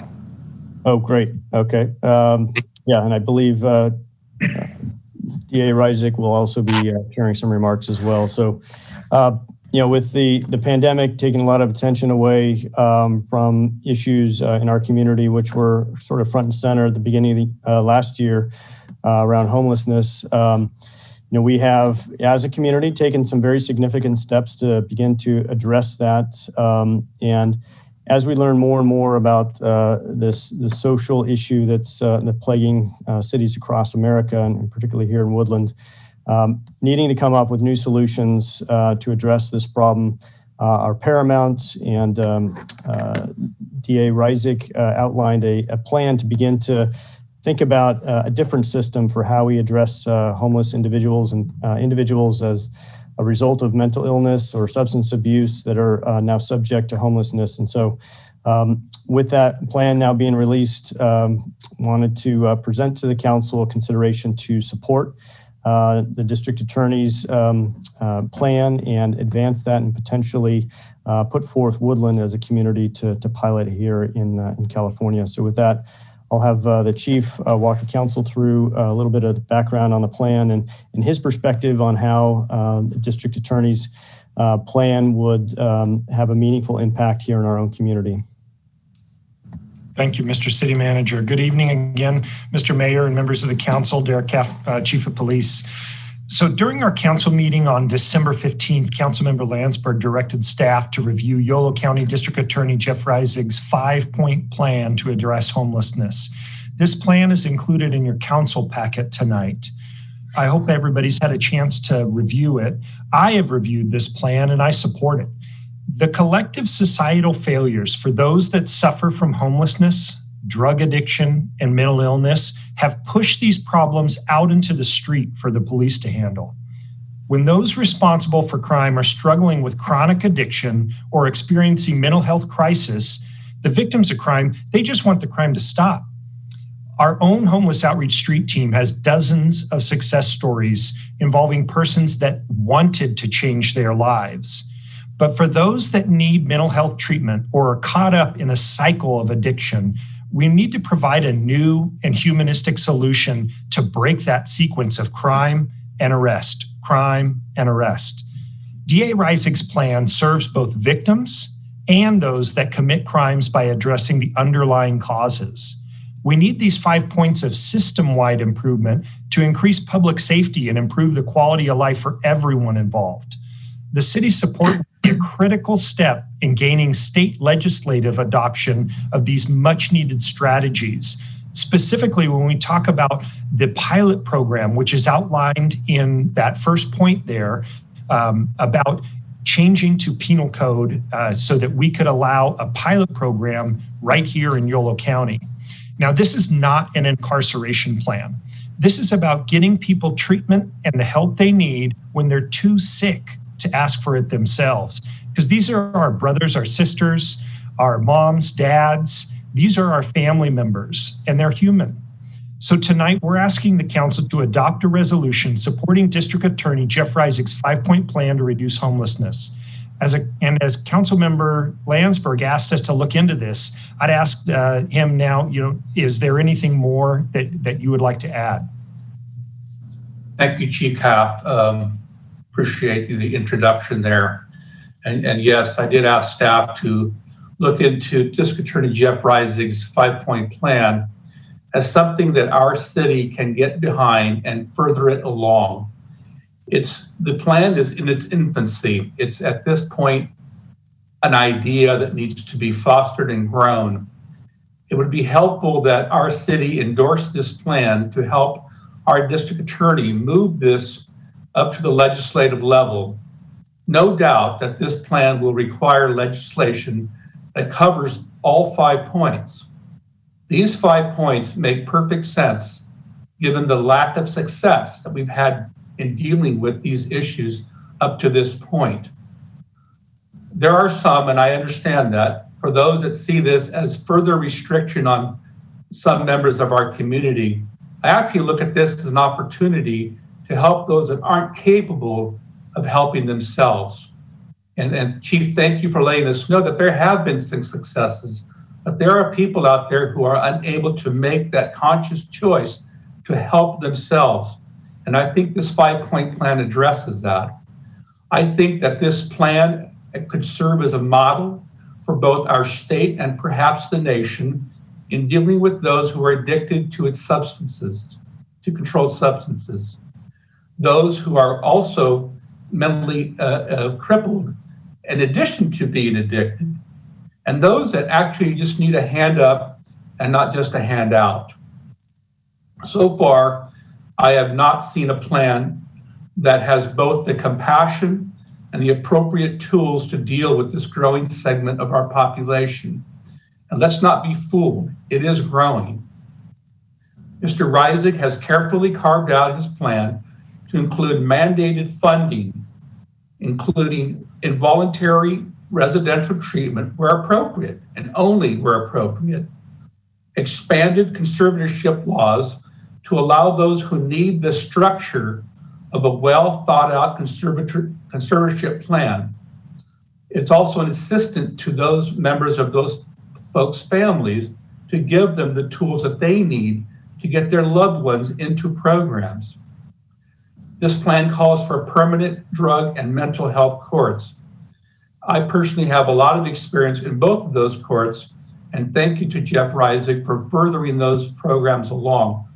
I have personally seen success after success after success with those people who have participated in both the drug court and the mental health court programs. This plan also provides for facilities and the building of addiction and mental health facilities that can serve this population. Here in our city, we do have a place. It's on East Beaver that would accommodate such facilities. Lastly, this plan calls for drop-in centers to provide services for those who need help in their journey to recovery. I don't see how, if properly funded and properly backed by our legislature, that this plan would not have a significant impact on those that we serve and those in need. Leaving these folks to fend for themselves or to come up to the table voluntarily has not been working to the extent that we need it to work. We need more tools. We need this plan. I am aware that there's some work being done on this already by our Board of Supervisors and others. And I'm hoping that Jeff Reisig at this point can join us tonight with his comments. Jeff, are you there? Yes, I'm here. Can you hear me? Yes, we can. Great. Well, first of all, thank you for inviting me tonight. I appreciate having this opportunity. I know you've had an extended meeting already, so I'll just keep my comments very brief. First of all, the issue of homelessness is a humanitarian crisis. And the plan that I've put forth is looking at the issue from that perspective. I've been your DA in Yolo County. This will be my 15th year, starting my 15th year, and about 23 in the office, right there in Woodland. And what I've seen over the years is probably the same thing a lot of you have seen, which is an explosion of homelessness and despair and addiction and mental illness and people living in terrible conditions. These people are sick. Many of them need very serious help.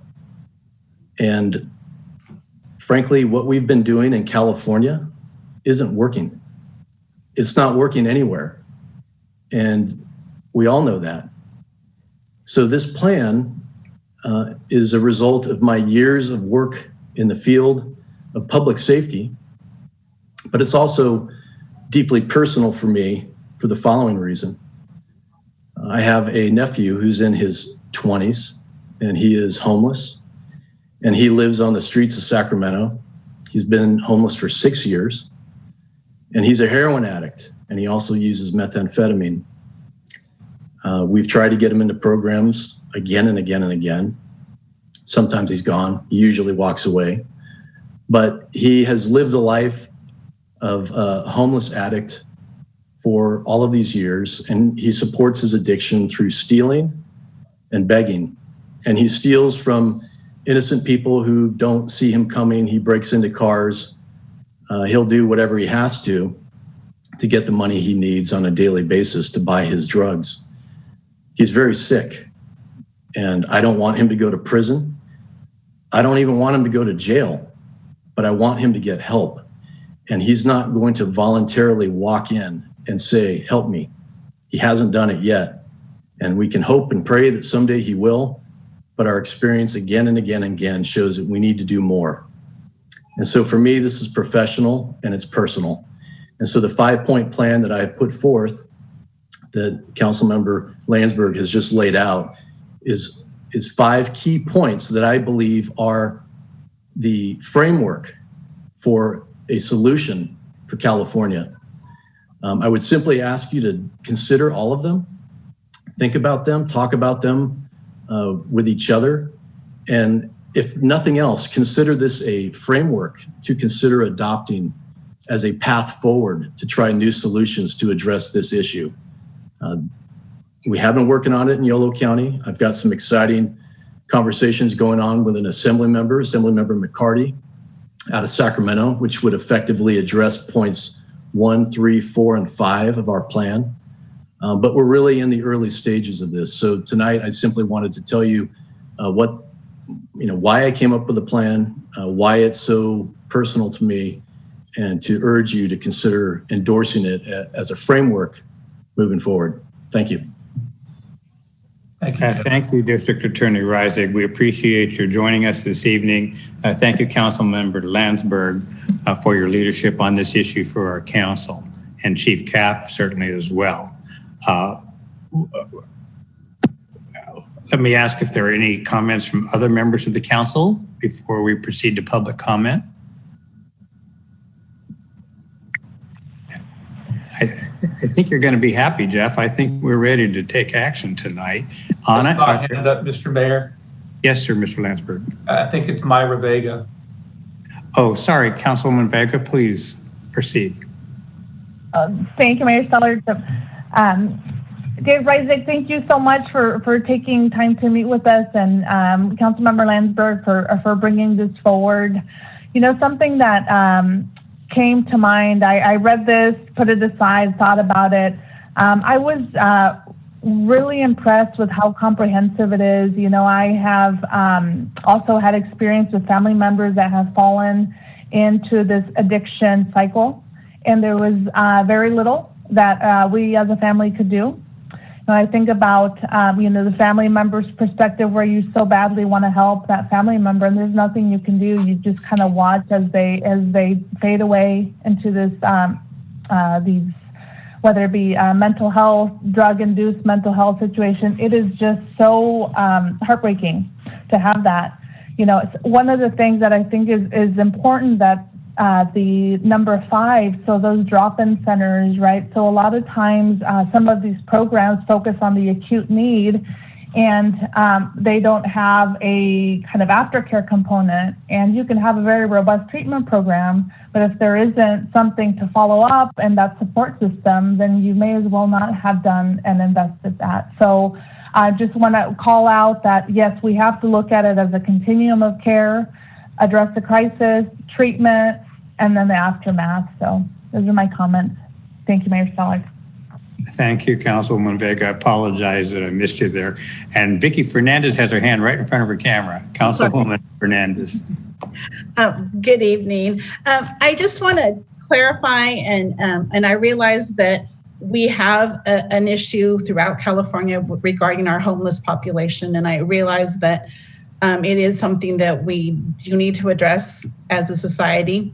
But my concern on this is, are we taking the rights away from citizens within our communities to put them away because we decide that we don't want them on our streets, and that because they're not ready for treatment, and because as a family member we feel that that's what's best for them, and we've made a decision for their well-being, that if that person is not ready for treatment and it is not ready to receive that help, that we're imposing perhaps our own judgment on others that are not ready to receive that. And I would like to know what the implications are legally if it's not in effect as a state requirement. As we used to have mental health hospitals for people. Those were closed down years ago, and so we didn't have the resources to provide that type of facility for people. So I just have a concern that we're looking at something that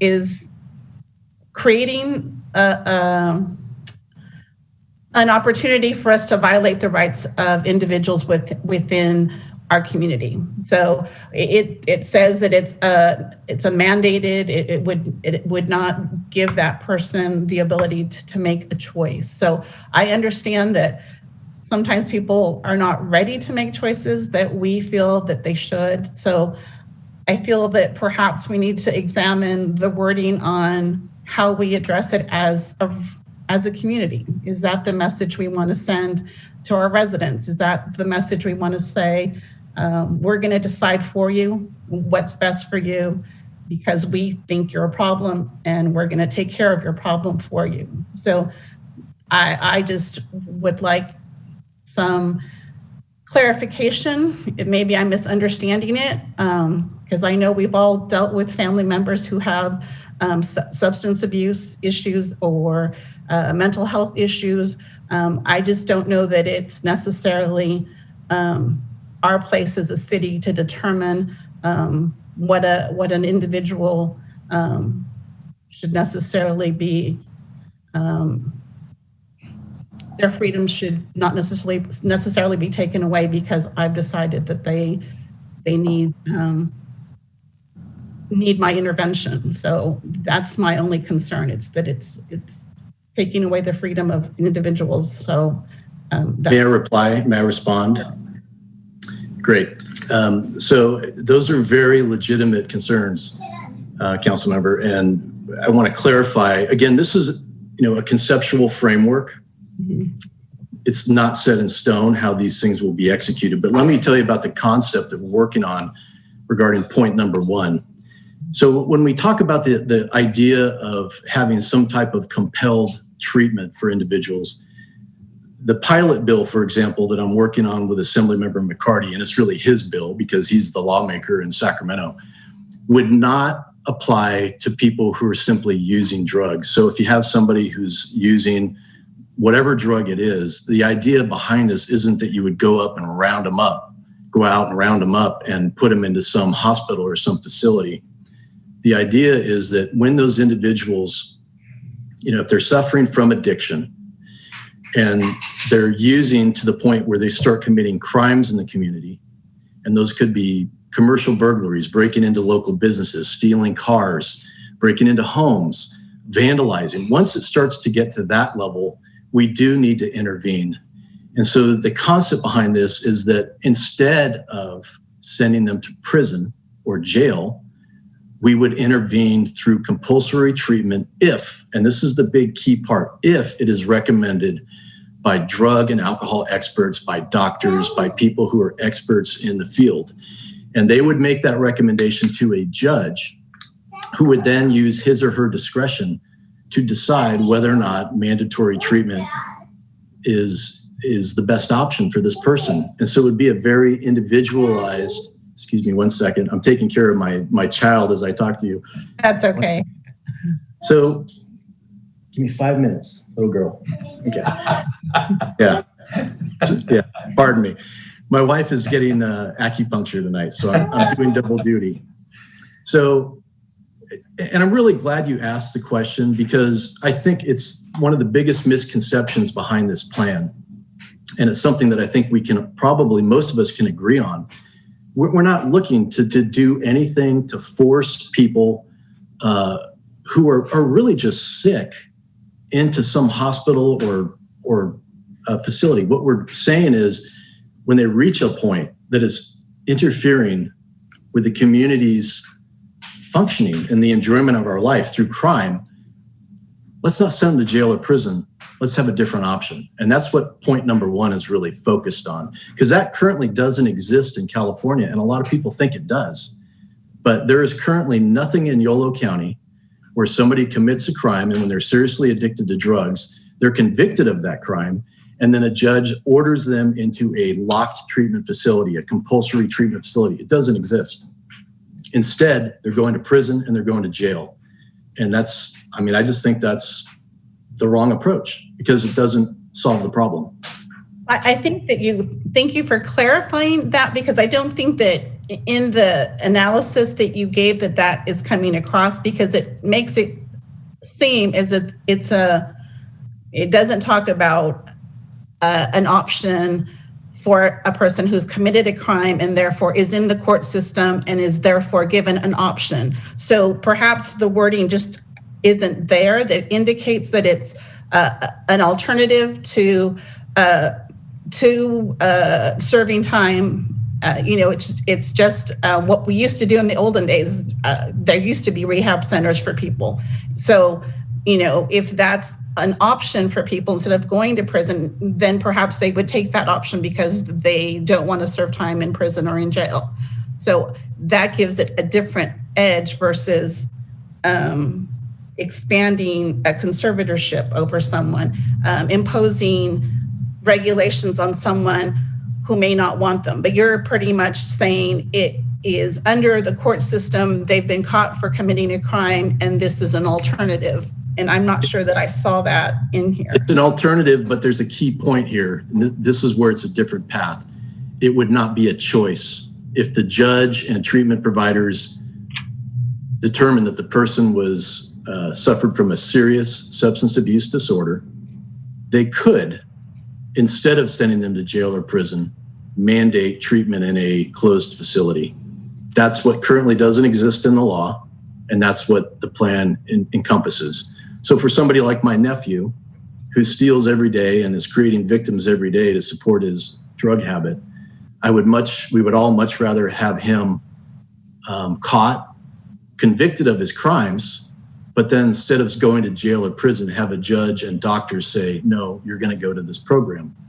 And the experts would determine how long the program is.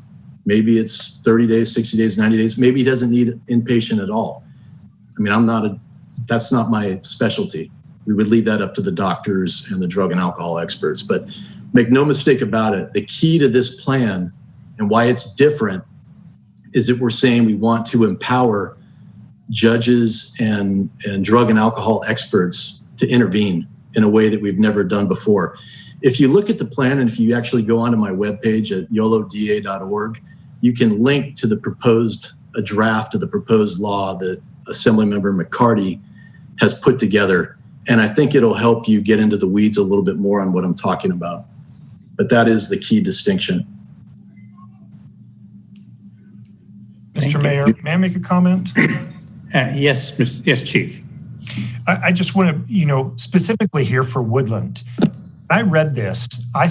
We had a gentleman in 2019 that we ended up arresting 37 times in that calendar year alone. The DA's office has a phenomenal program that is data-driven on intervening in these cases where people are really driving crime. These aren't big crimes. These are little crimes, but all those little crimes typically have victims. And that's what I'm focused on, is the victims. So this would enable this person who was driven by their addiction to commit all these crimes to get some help.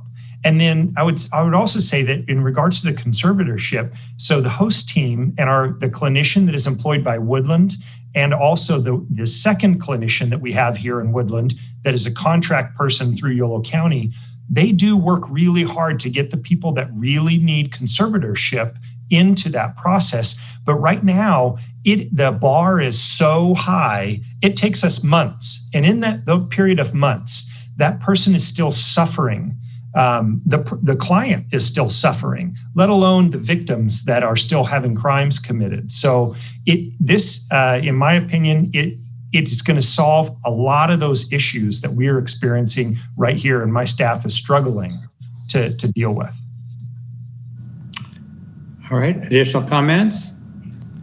Just one, Mr. Mayor, and I want to thank our District Attorney Jeff Reisig for taking the time tonight to address these issues and plan.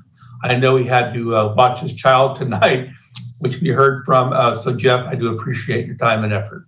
We appreciate that too. I have comments as well as a member of this council, Mr. Landsberg.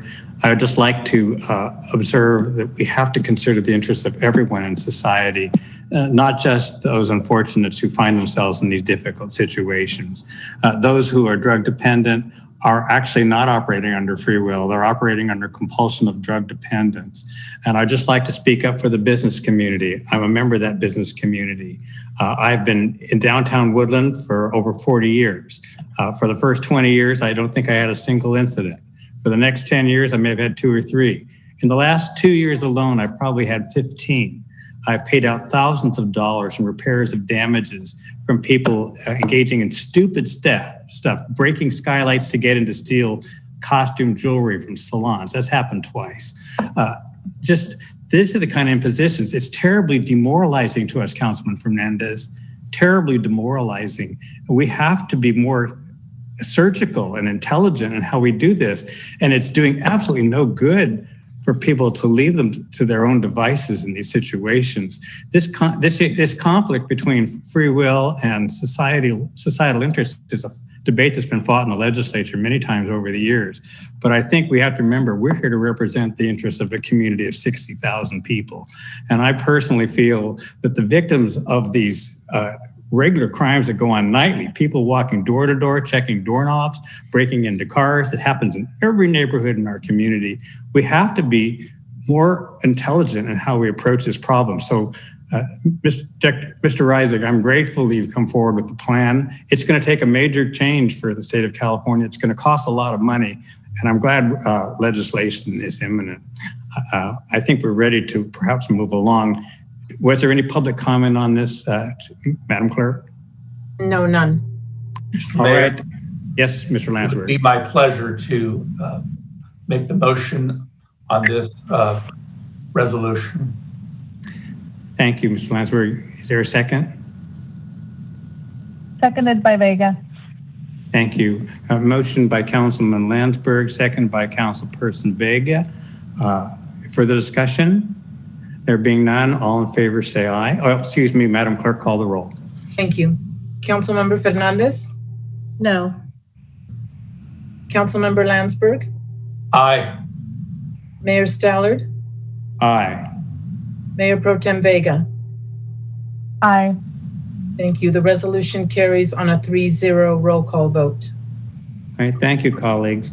We're now moving on to the final item of the evening. This would be Waste Management Service Issues Update and Annual Rate Adjustment. And this is coming back to us from our last council meeting. Mr. Manager, do you want to introduce the subject, please? Absolutely. So yes, this item was originally heard at the December 15th council meeting and was requested by the council to be continued to January 5th. At the December 15th meeting, city staff presented what is typically a pretty perfunctory annual rate adjustment that's granted within the contract between the city and Waste Management that allows for adjustments to account for consumer price index increases, as well as other costs such as tipping fees at Yolo County to be rolled into the fees for waste service here in Woodland. Given the recent service challenges that customers throughout the community have been experiencing, we asked Waste Management to provide a presentation to the council and the community on what those service impacts were resulting from and what measures were being taken to remedy them and communicate with customers. The council certainly voiced considerable number of concerns, largely those that were expressed directly to you by customers throughout the community, and also posed some questions to staff at Waste Management relative to what recourse they would be willing to offer to make up for the lost services provided, as well as take some consideration to the impacts that our community and residents throughout our community were experiencing during the pandemic, and voluntarily forego the increase this year. In order to give Waste Management an opportunity to respond to those questions and those issues, we continue the item this evening. We have representatives from Waste Management that are prepared to address the council on that. So I will now turn it over to Brad, I believe, with Waste Management to respond to the council's comments and questions from the last meeting. And then we'll turn it back to the council to deliberate and discuss next steps. Thank you, Ken. Good evening, council, mayor, staff, and members of the public. Just want to make sure that you can hear me and that you can hear me clearly. We can hear you. Thank you. Thank you. We did have a small, just 4-slide presentation that we were going to present tonight, but given the complexity, I think, of the items on the agenda, we did want to just make sure that we address those. But first, I did want to say that I hope everyone had a happy holiday, a happy new year, and that all the citizens of Woodland are safe and healthy. My name is Brad C. I'm the Area Sales and Public Sector Director for Waste Management for the Northern California, Nevada market area. And again, as I said, I appreciate the opportunity to answer your questions related to the December 15th meeting. I did have an opportunity to go back and review all of the feedback that was given. First, I'd like to say thank you. That feedback was received and we take it very seriously. I do also want to thank you for recognizing Kayla. She, has done a great job for us, in terms of working with staff, and we understand some of the issues that were presented to us. There was really, I think, 3 items that you had asked us to address this evening. And the first one being kind of what occurred during the communication timeline. And so, I could go through some of the communication that our district manager and Kayla had given to staff, but I think there was a period when Kayla was out and the district manager was out that I had stepped in a November 19th meeting with staff and had been given a litany of items that we needed to address, specifically around brush pile pickup. And so took those comments very seriously, met with our director of operations, who at the time was actually working out of the Woodland site. And we, going into the holiday week, said, we really have 2 options here because of COVID-19 protocols with either quarantine or staffing levels due to vacation for that week. Do we have enough staffing to either, continue services for brush pile pickup in addition to what we normally service, or did we need to suspend brush pile pickup for a specific period of time until staffing levels could reach where we could offer an every other week service, which was presented to staff very early on. We made the decision to go ahead and to continue brush pile pickup with limited staff. But I think where we had an opportunity, and I think you pointed out, was better communication, not only with council and with staff, but also the community. Upon Kayla's return, that was the plan that we had created and implemented right away. In fact, I think it was 1 day after that return that we had some staffing that had come back and that we put that plan into place. But in addition to that, we did a outreach campaign with several kind of modes, either via social media or through staff. And I think since that time, what you've seen is those volume of complaints come down, and have made our concerted efforts to ensure that the street sweeping concerns have been addressed and that we're still in an every other week service level. But I think with the presentation that we were going to make in terms of the extra services that were requested, I think at the last meeting, we were prepared to go over those as well. Definitely an opportunity, I think, to over communicate when we have opportunities for service disruption. I think we did that, but I think we could have done a better job in terms of communicating that not only with council but also the community. I think in the proposal that we wanted to present for the extra services and the disruption of service, our plan was really 3 key pieces. And the first one would be starting in February to offer 2-man crews every week for additional brush pile pickup for 4 weeks in February. I know there was some comments made that it seems that leaf season maybe ends, towards the latter part of this month. But we believe with the communication plan that we would put out there, that definitely the community would take advantage of those additional 4 weeks. In addition to that, we want to offer another 2 weeks in the fall. So we would start earlier in the year in the fall. So instead of starting in the beginning of November, we would start on October 18th and then allow for 2-man crews again for those 2 weeks to ensure that, again, everyone can take advantage of the program. From the voucher program, there seems to be popularity with the voucher for the landfill. And so what we wanted to do was, instead of sending 1 voucher, we would send a second voucher to each household that they could use, one in the spring and one in the fall, to accommodate for spring cleanouts and then fall cleanouts as well. And so I don't think we had that developed when we spoke on December 15th. And I'm going to kind of pause there because that was a lot. And then I think we can kind of address the rate adjustment. But let me pause there. Thank you. We have 2 items to consider tonight. The first, of course, is our obligation or under the contract to do what I would probably regard as a ministerial act, and that is to approve the increase that you submitted to us based on the data required from the contract. I'd like to ask our city attorney to comment on that.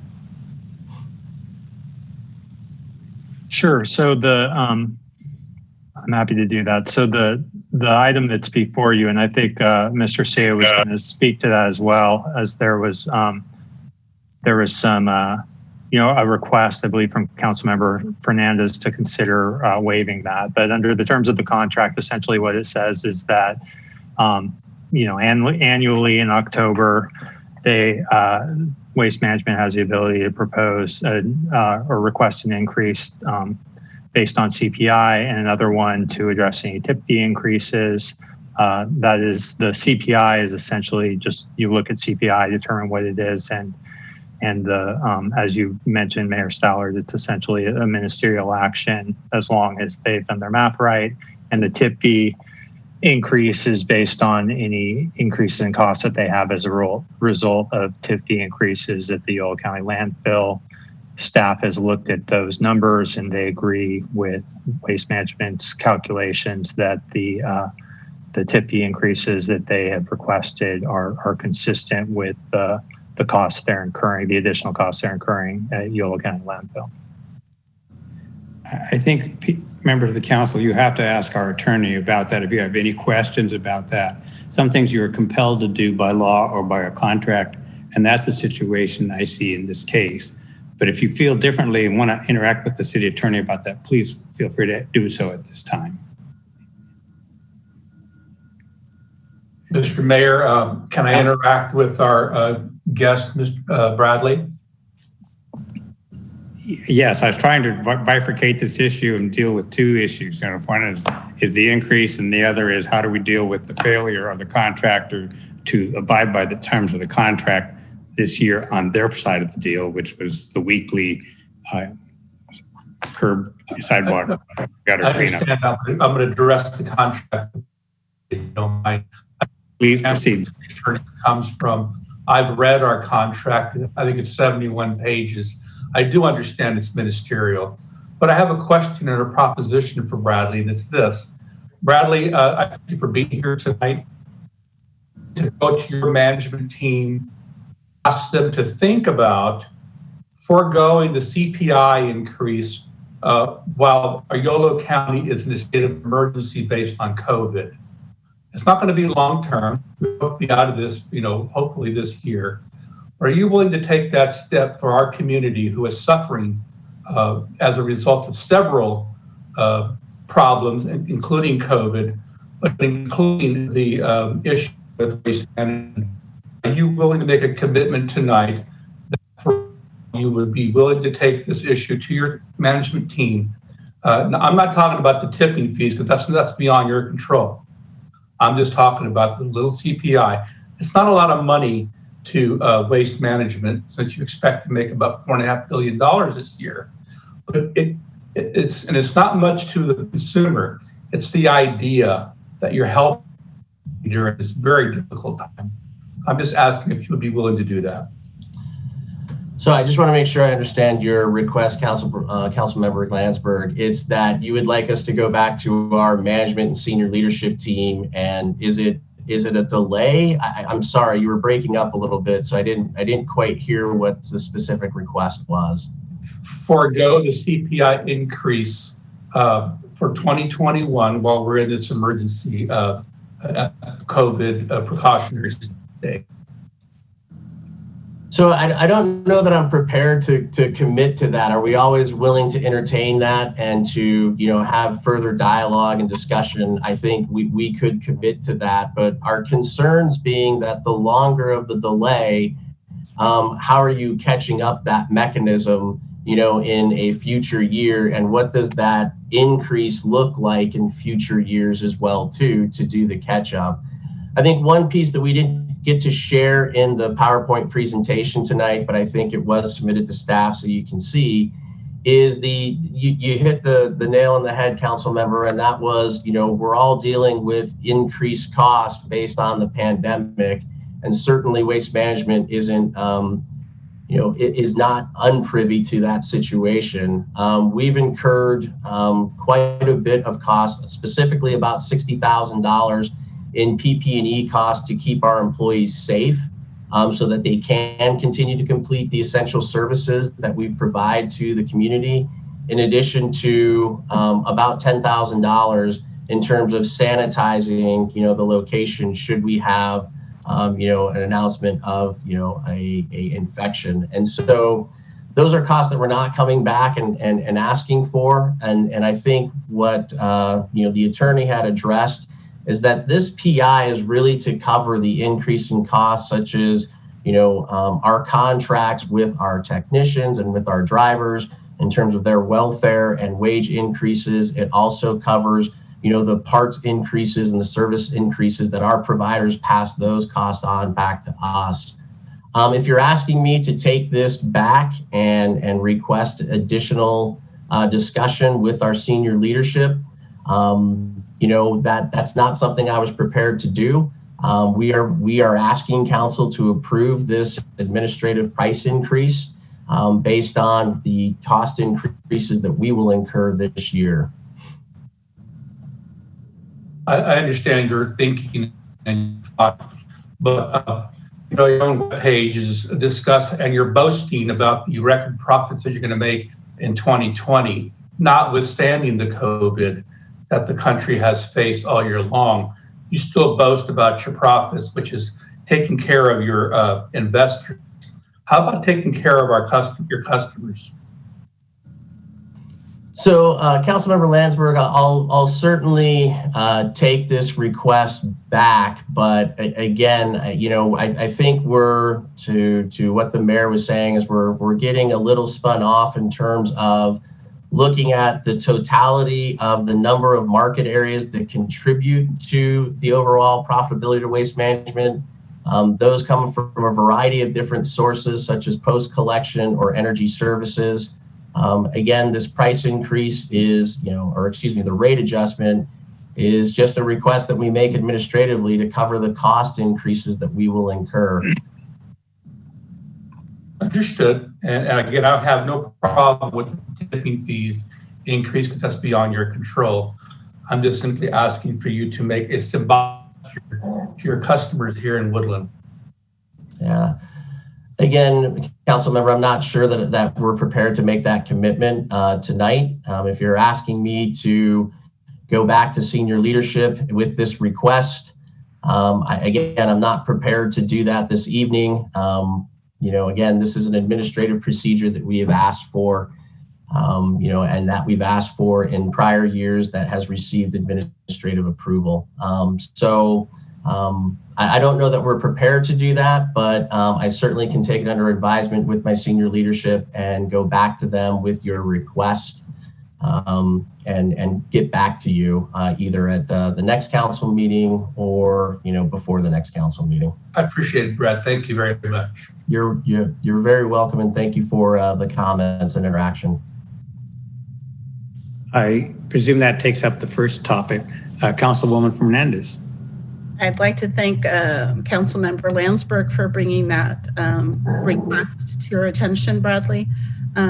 On behalf of the residents of Woodland, I think that we're just looking for your company to show some good faith that you were lacking in providing a service to our residents, and that although you have offered to provide us with vouchers for individuals who may not have vehicles to take to the landfill or to be able to use those vouchers, I'm sure your intentions are good. But I will repeat what I said last meeting, that on behalf of the residents of Woodland, I will continue to advocate for them and know that what you have administratively done in the past is an obligation that as a city we have continued to maintain. And we have a contract that we have continued to abide by, but that because of the circumstances of COVID-19, that 50 cents per rate adjustment per customer, in the eyes of many, it's not much. Therefore, it shouldn't be much for your company to consider a partial decline in that rate for our customers, for our residents, that you look at the fact that I'm not sure exactly when our agreement with Waste Management is reviewed, but if you're not providing a service and your evaluation is not fulfilling the needs of our community, and I realize that Mayor Stallard has said that it is just a technicality that we abide by, and I understand that. But you also have to understand that you did not fulfill your obligations to the residents of Woodland. And so that's my concern, is that you're being compensated for services that you weren't able to provide the residents of Woodland.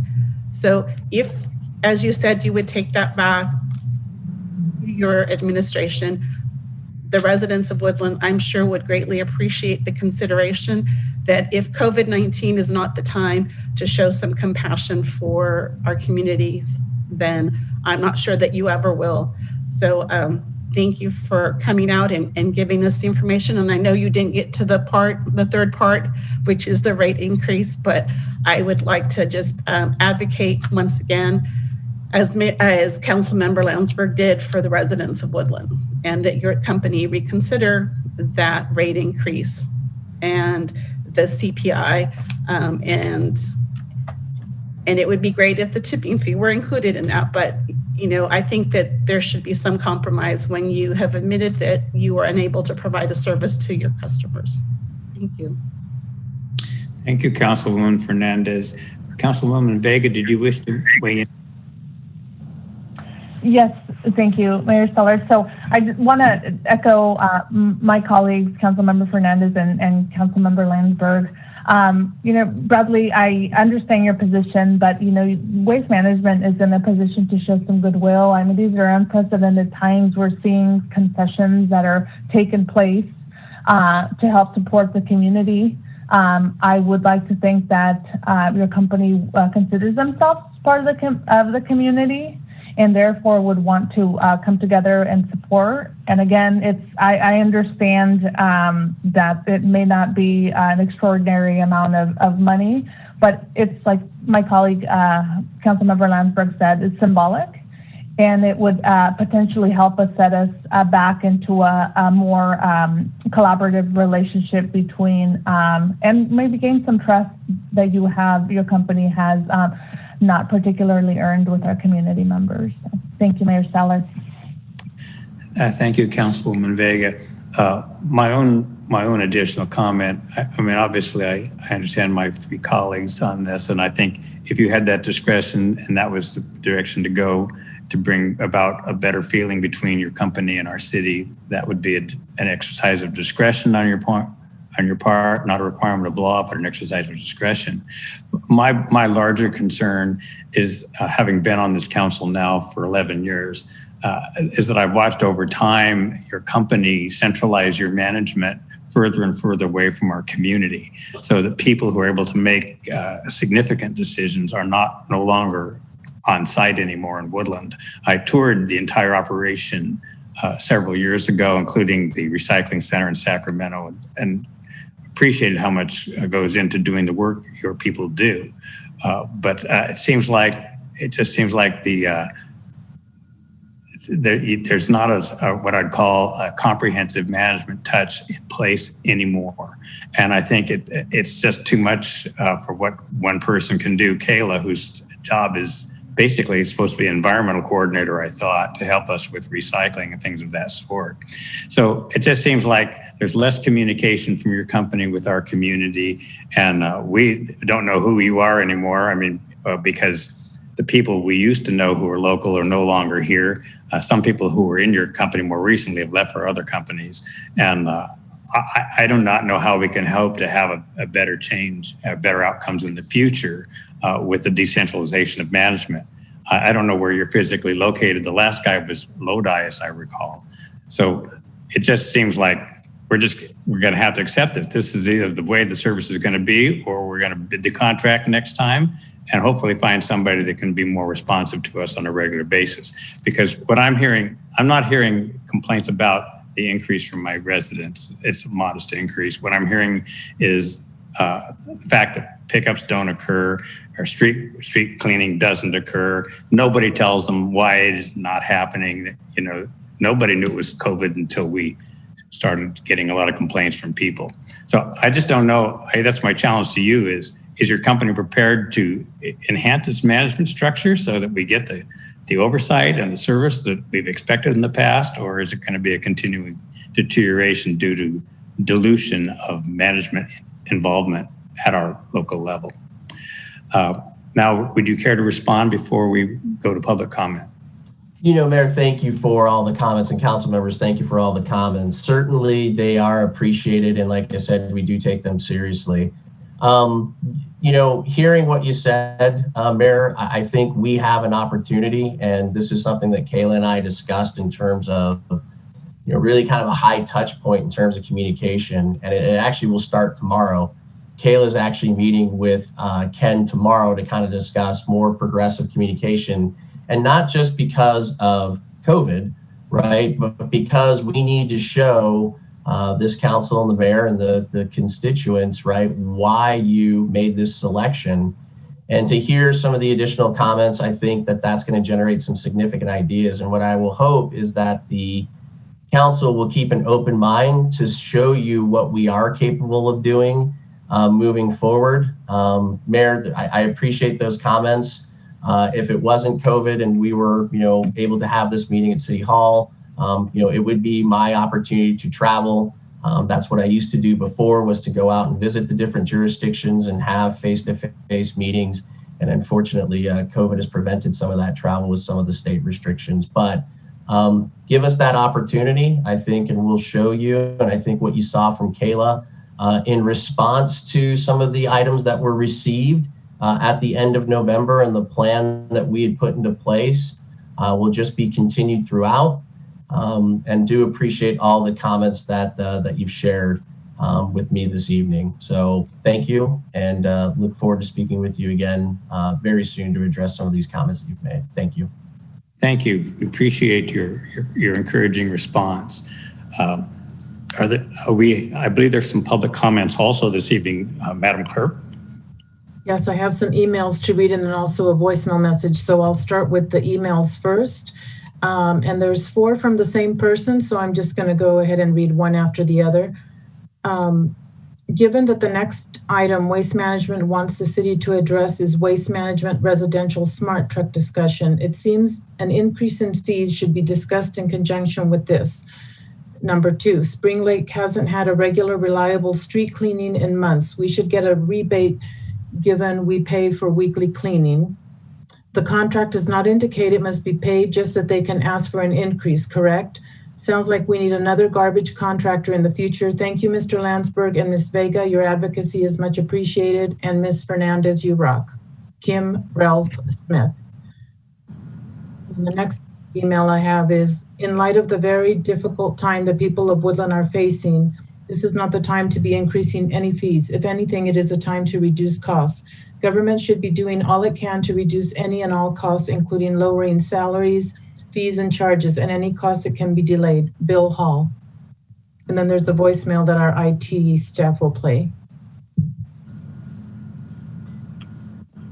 Hi, my name is Karen Goldstein. I live in the Spring Lake area of Woodland. I've been here for a little over a year and a half, and I just found out that there'll be a planning meeting about the garbage rate hike, and I wanted to weigh in my opinion. Like I said, I've been here for over a year and a half. I moved in the summer of 2019, and garbage pickup and recycling have been okay. I enjoy the garbage pickup, the recycling pickup, the compostable pickup.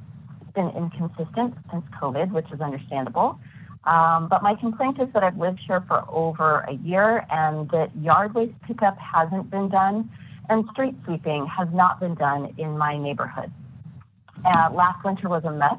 My neighbors and I were out there with brooms, sweeping things up, hauling away tumbleweeds with children on scooters and bikes, trying to clear the streets so that we could drive, so that people could park, so that things were taken out of driveways, you know, broken branches, things like that. It made the street that I'm living on rather precarious to be on. And so I heard that the garbage pickup is going to increase their rates through waste management, and we haven't been offered even a refund or an explanation for why the services weren't performed in the last year and a half, and only after repeated phone calls have they been instituted in the last couple of weeks. So I'm not sure why the rate increased, but we haven't gotten the services.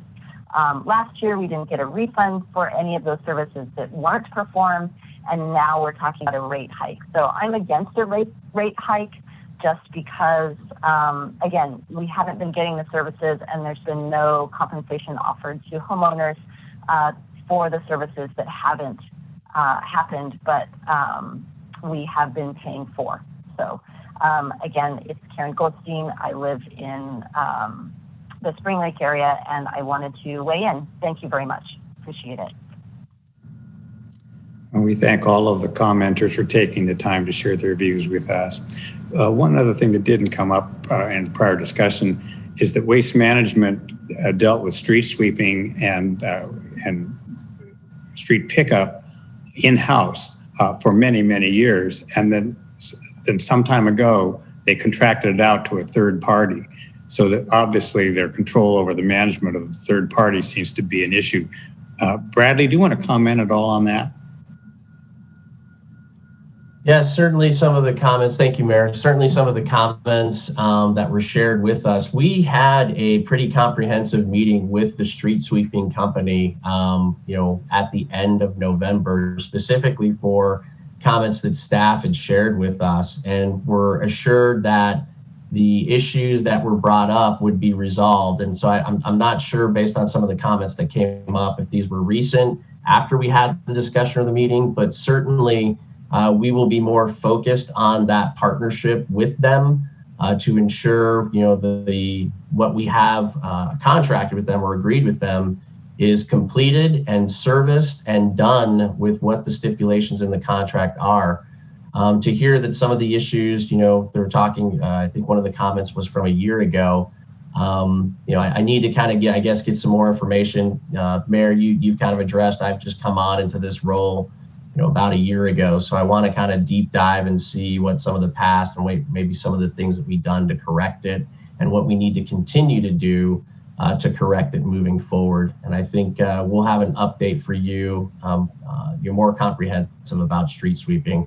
I do know some of the comments that were shared the last time were water usage and routing. I know some of the comments came from the members of the public that said, hey, we were out and we were seeing the street sweeping going around piles. And that was in regards to some scheduling and routing. We've got that corrected to ensure that, you know, they're following us as closely as possible when we do a brush pile pickup. But we'll continue to hear for feedback from staff should they receive, you know, further comments or, you know, issues with that. And we will address them right away to ensure that the service levels are being met. Thank you.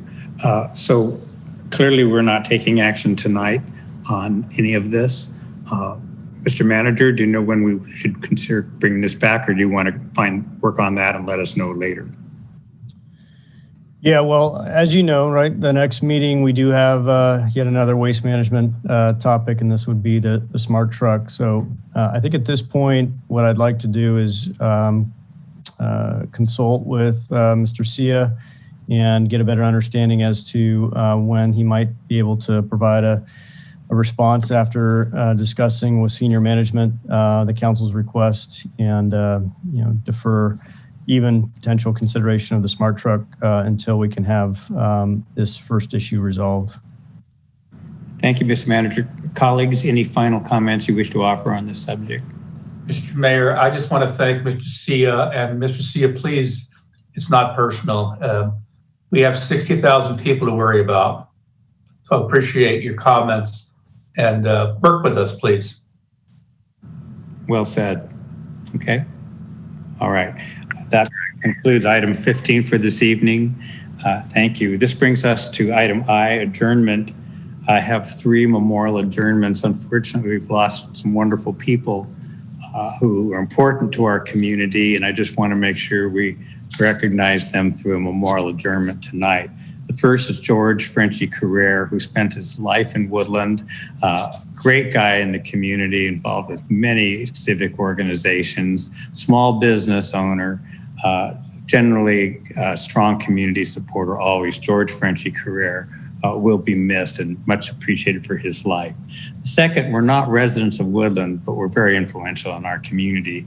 First is Rich Rominger. Rich lived in the Winters area. I think was born in Woodland, but lived in the Winters area throughout his life and farmed there. Was State Secretary of Food and Agriculture, and went on to be Deputy Director of the Department of Agriculture in Washington, D.C. Absolutely a wonderful, wonderful man. Lived to about 93. Did a lot of good, helped start the Yolo Land Trust, which is helping to preserve farmland all throughout Yolo County. So we send his family our regrets at the passing of Rich Rominger. And the final person we lost more recently, it's sadly due to COVID, is Marshall McKay. Marshall McKay was involved with the operation of Yochadihi throughout his life. He helped turn that tribe around from people who were mostly welfare dependent to successful entrepreneurs and operating a world-class facility, casino facility, entertainment facility in the Capay Valley, but always with a concern for the welfare of the larger community. And it's hard to appreciate the many, many tens of millions of dollars that the tribe has contributed to the larger community, including Woodland, throughout the years. And that was part of Marshall's ethic. He also was a great supporter of the arts. And if you ever visit the Indian facilities, you'll see the impact of his commitment to the arts in their own tribal home facilities as well as the casino facilities. So we adjourn tonight with gratitude for the lives of George Frenchy Carrere, Richard Rominger, and Marshall McKay. Mr. Mayor? Yes, Mr. Lansberg. There's one more that I just learned about, and it's, if I may. Yeah. Pastor Richard Sinclair of Woodland passed away just the other day. Pastor Sinclair was a well-respected member of the clergy in our local community. He was also one of our police department chaplains who spent a lot of time with the police community in their time of need. And his loss is already being felt at the police department. So we could add Pastor Richard Sinclair to the memoriam tonight. Thank you. Thank you. We will happily do that, but we'd still regret their passing. Anything else, colleagues? Have a good evening. Thank you for a great evening. Let's have a great new year. Please, people, wash your hands, wear the mask, socially distance. It's pretty simple stuff. But let's work together. Let's lift each other up and be as healthy as we can be. We are adjourned. Good night. Good night. Good night. Good night.